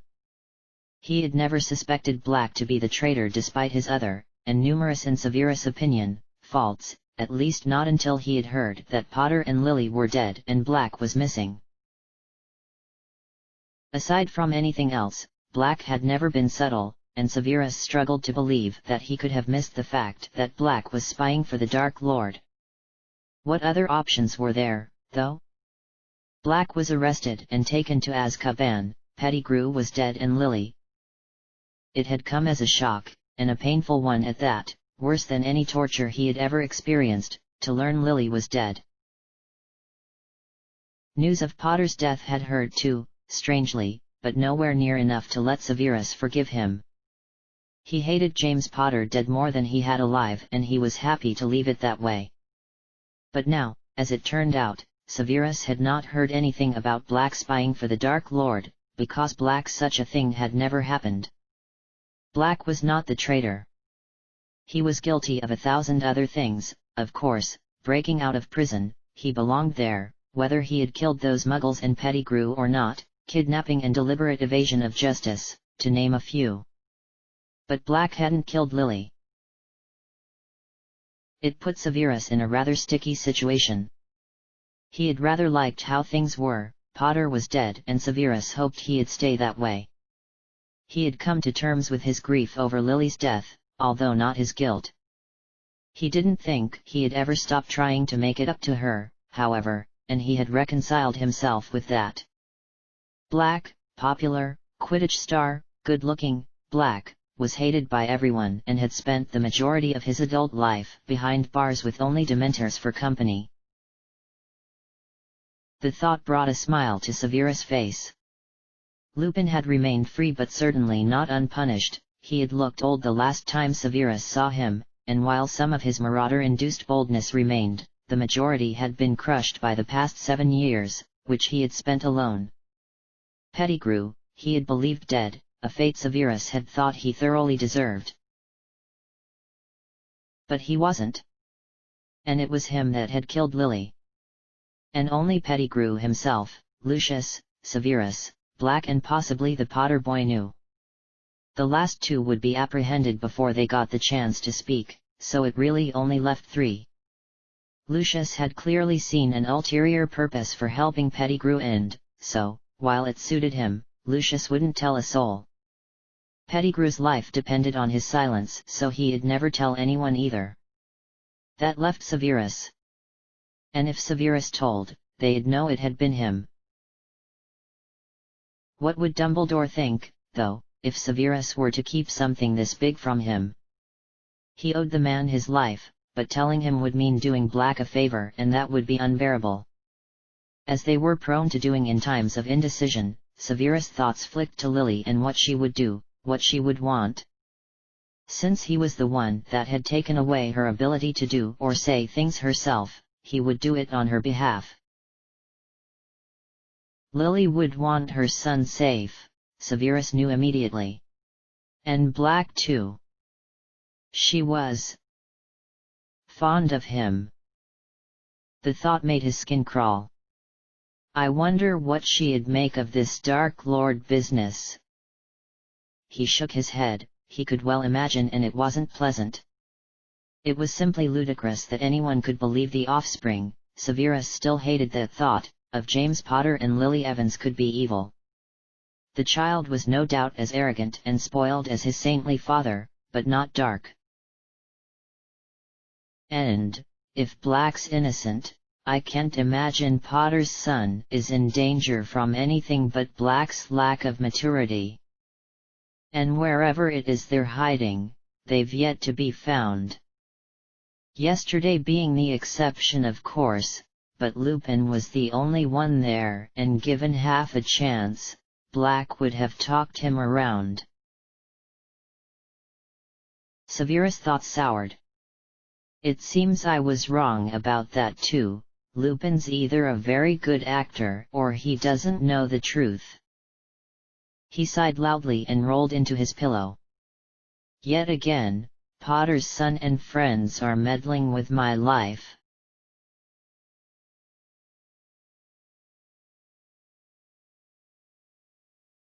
Hydrus! Draco! Come downstairs. I have presents for the both of you. Father called. Draco and Hydrus glanced at Mother. Go, she said, sighing. She closed the book. She had been reading them with a quiet snap. Both boys got up and sprinted down the hall, around the corner and downstairs, where Father was waiting. He frowned. Malfoys do not run, he said coolly. Yes, Father, Hydrus said immediately, looking stricken. Sorry, Draco added. Father smiled slightly. I have decided that you both need to learn what it is to have control over another living thing. Some would call it responsibility. But not you, Hydrus said. Father inclined his head. No, not me. Father, that's what Dobby's for, Draco said, arrogantly. Dobby belongs to the family, not to you, Father reminded him. These, however, are yours. Father held out two small, brown shapes. It's a rat, Hydrus said flatly. It is your rat, Father said, passing him one of the two. His was slightly larger than the one Father gave Draco, and slightly darker in color. Otherwise, there was little difference between them. Draco cradled his carefully, with two hands. You'll have to be careful. They're not toys. Don't squeeze it. Father warned as Hydrus lifted his up, curiously. I wasn't going to, Hydrus said. Draco stared at his curiously. He didn't like rats much. Once, when he was younger, he had got lost in the cellar and spent the night listening to them squeak. Father had put up wards the next day to keep them out, but the damage was done. This one seemed friendly enough, though. Its whiskers twitched as it sniffed his fingers. What are they called? He asked. That's for you to decide. Hydrus was quiet. Bosworth, he said finally, with a little grin. Like the cheese. His rat squeaked. I don't think he likes it, Draco said. It's a rat, Father said coldly. Of course it likes it. And yours, Draco? Roquefort. They can both be like cheeses. Draco's rat squeaked too. Yours doesn't like it either, Hydrus said. Does so.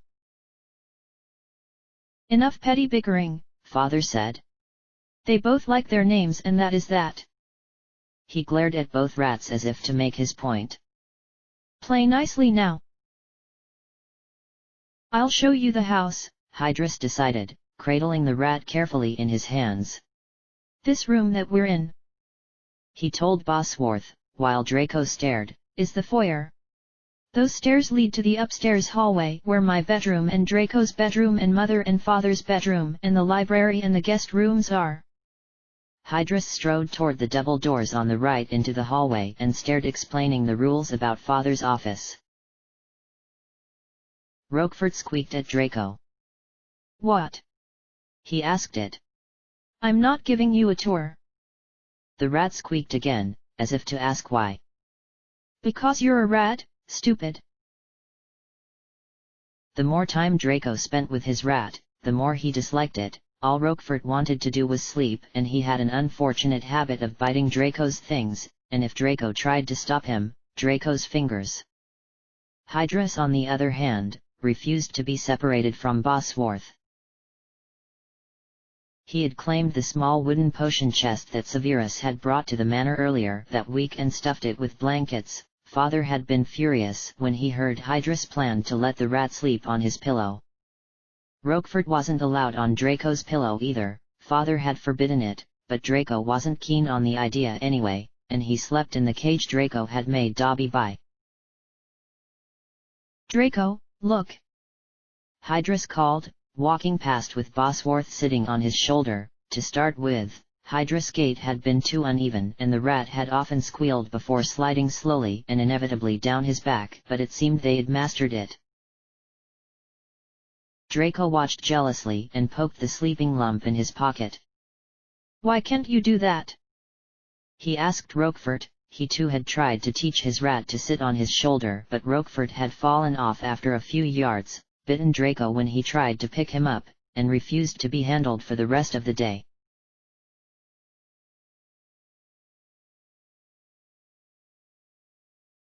I will attack the Potters this time next week, the Dark Lord said in his cold, high voice. They will, I presume, have returned by then. His red eyes turned to Pettigrew, who trembled. That is correct, my lord. James said they'll be leaving St. Mungo's tomorrow,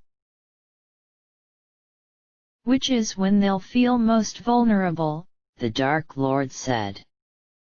Let them sit and grow confident again. Yes, my lord. You will organize a meeting time with them, Wormtail, he ordered. A time when they will, without doubt, be there. And the boy? The boy must be there. Pettigrew bowed. Leave. He left. The Dark Lord turned his terrible eyes on Severus. I suppose you are wondering why I have called you here.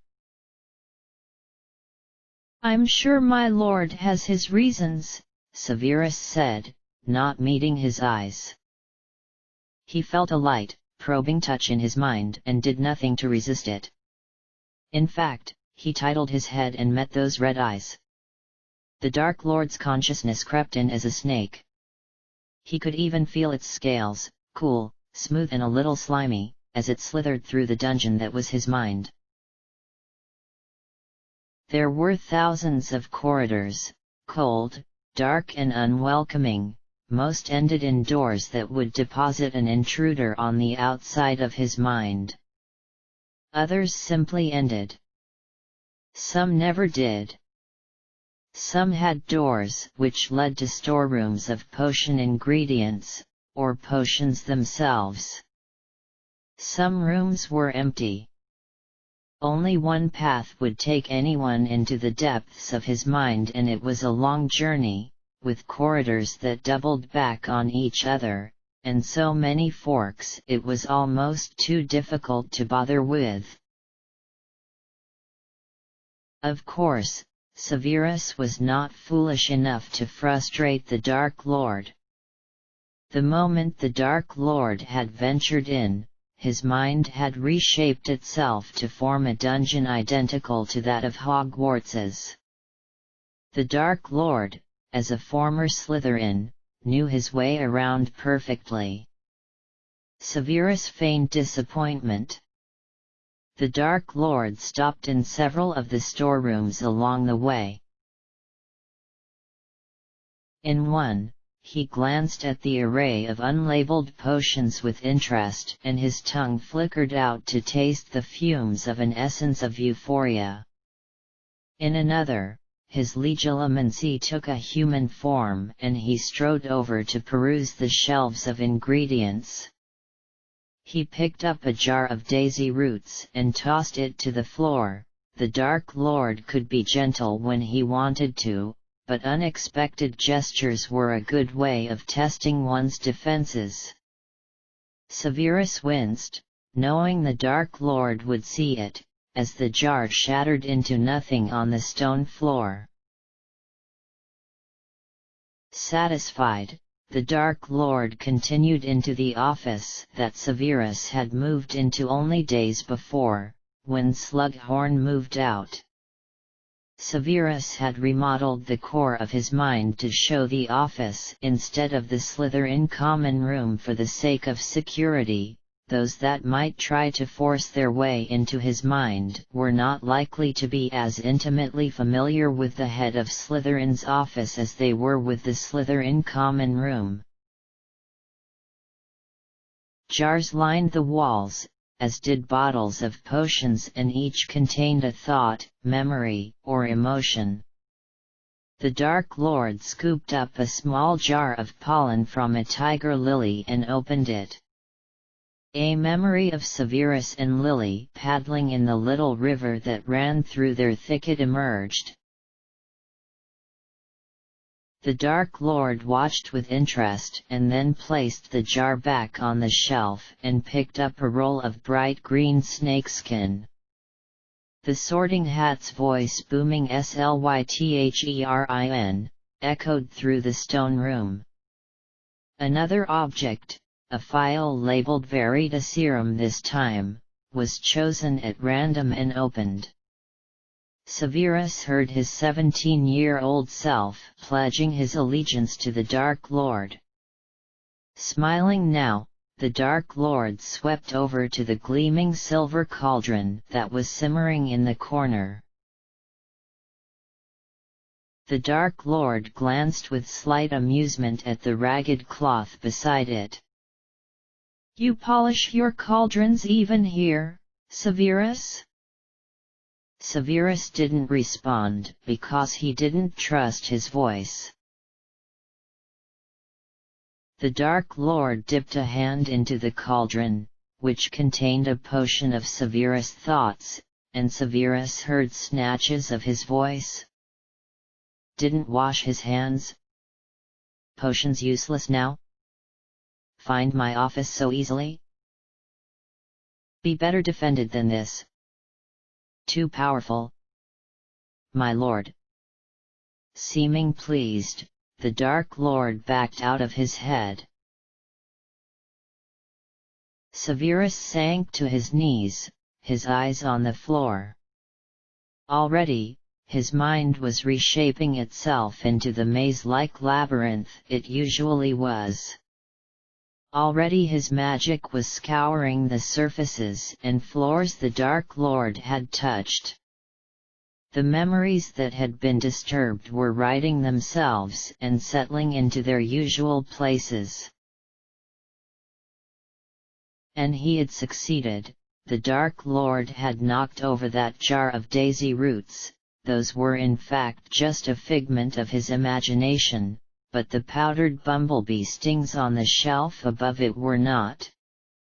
They contained the memories of his true reasons for siding with Dumbledore and remained untouched, as did the pellets of Muggle rat poison that were the memories of the unheeded warnings he had given Potter about Pettigrew in their 7th year.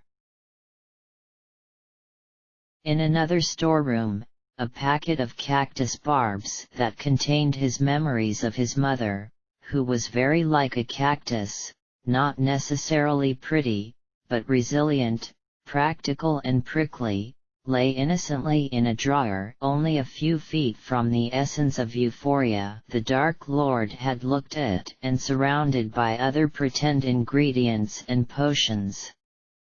The ragged cloth the Dark Lord had asked about held his memories of the conversation with the Sorting Hat, as he begged it to put him in Gryffindor with Lily.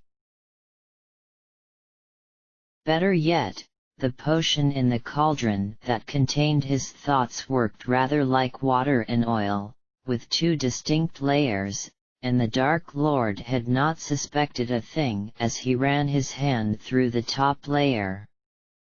Severus was almost giddy with success but didn't show it.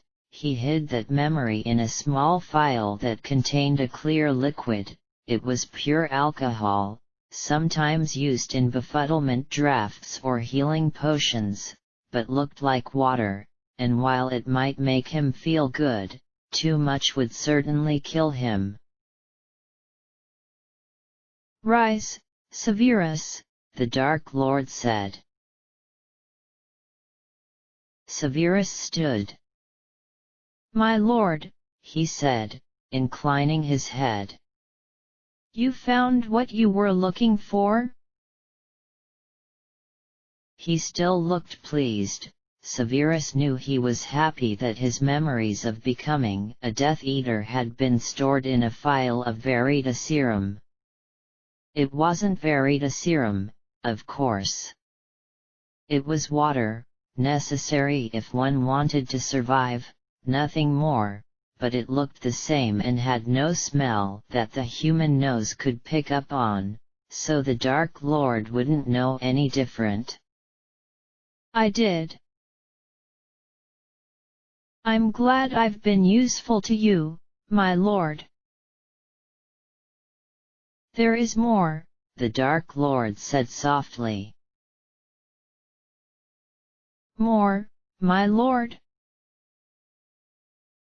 It concerns your fondness for the Potter Mudblood.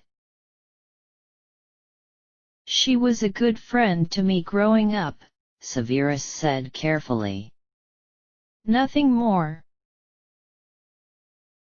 "Such lies, Severus. I saw the memories." Severus resisted the urge to snort. His most significant memories of Lily were his most fiercely protected, tucked away in obscure places, in a jar with the petals of the blossom she had scared her sister with on the day they first talked, in a potion that was the same green as her eyes, in a jar of dried heather because that had been her mother's name, in a jar of the roots of a gorse bush because that's what he had sat under after his defense against the Dark Arts OWL exam. The Dark Lord had seen none of those. "Forgive me, my lord, but I have some small talent with legilimency and consequently understand the futility of attempting to deceive one who is vastly more gifted than I." The Dark Lord seemed to consider that for a moment. "Even so, Severus," he said finally, "you will be saddened by her death. Is it not possible to spare her? She has made it clear that her loyalties lie with Dumbledore," the Dark Lord replied, watching him carefully. Severus gave a jerky nod. He was on dangerous ground here and they both knew it. "She dies next week. Do with that what you will. Leave. Send Lucius in." "Yes, my lord." Severus bowed and swept out of the room. "Lucius," he said, nodding. Lucius passed him, his pale face unreadable. "Do with that what you will." Severus repeated the words in his head. So he knows. Knows or suspects. It's a test. Lily was as good as dead unless he did something, and if he did, he was dead. Give me a stupid master over a clever one any day, Severus thought bitterly. Bad news. Not so much anymore. A plan formed in Severus' head. What if both Lily and I can survive this? Serve? Was it bad? When Regulus Black joined partway through his 7th year, it had come as a shock to Severus, who had always picked the younger Black to be a bystander in the war. They had become friends of sorts, despite Severus' loathing for his brother. Bad enough, he said. Regulus fell into step beside him. What happened? Severus knew Regulus, despite them being on opposite sides of the war, would hate for harm to come to Black or his friends, and he also knew if anyone could tip them off without giving everything away, it would be him. Another murder plot, Severus said, working to sound bored.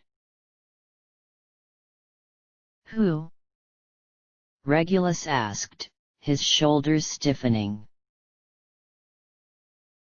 Potter and Lily, Severus said. And their son.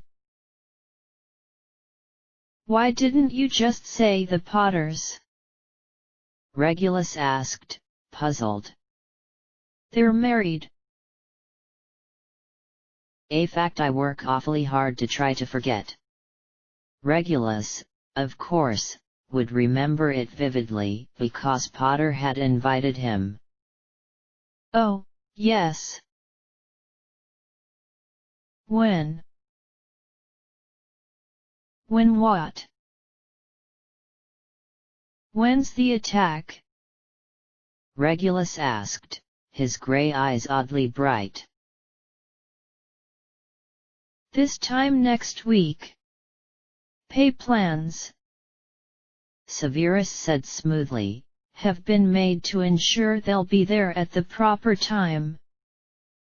For the very same reason that this was likely to work, Severus also couldn't reveal Pettigrew's true nature. Regulus was prone to having fits of gallantry. Severus supposed it was a side effect of growing up with Black, and if he told Black, the Dark Lord would kill him. Since Regulus was as good a friend as Severus had had since Lily, he wasn't about to do that. Enough, Severus said, and the dream memory halted. With a wave of his hand, the dark corridor disappeared, taking Regulus with it. Wake up, he told himself. Severus opened his eyes after dreaming of the war for the 5th time in as many nights after seeing Pettigrew again. It made sense, that after seeing the man who had betrayed Lily, Severus would find himself remembering when he had betrayed the Dark Lord in order to save her. It didn't mean he had to like it. War memories were hard to deal with at the best of times, particularly when they came unbidden.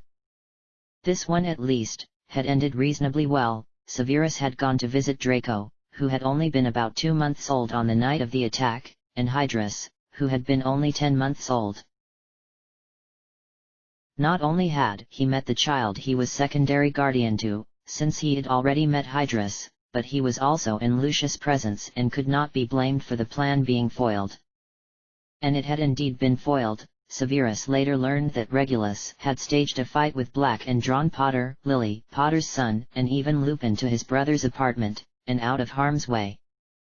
The Dark Lord's trust in Severus had been renewed, thus giving him more freedom, and with that freedom, he had served the order. Beyond that memory, things were not so happy. Regulus had died a week later. Severus never learned how, and he didn't think the Dark Lord had either. Regulus' Dark Mark's magic had informed him, and Severus had had to take the news to Walburga Black and endure her misery for the best part of an hour. That brought back memories too. the house elf had been distraught to hear Severus talk about his master's death. Even now Severus could hear its croaky wailing and see its big, bloodshot eyes. He blanked his mind with a clemency, focusing on the grey stone walls of his dungeon mind, but the thoughts were still there, just hidden.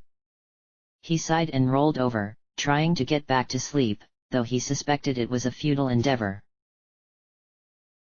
End of chapter.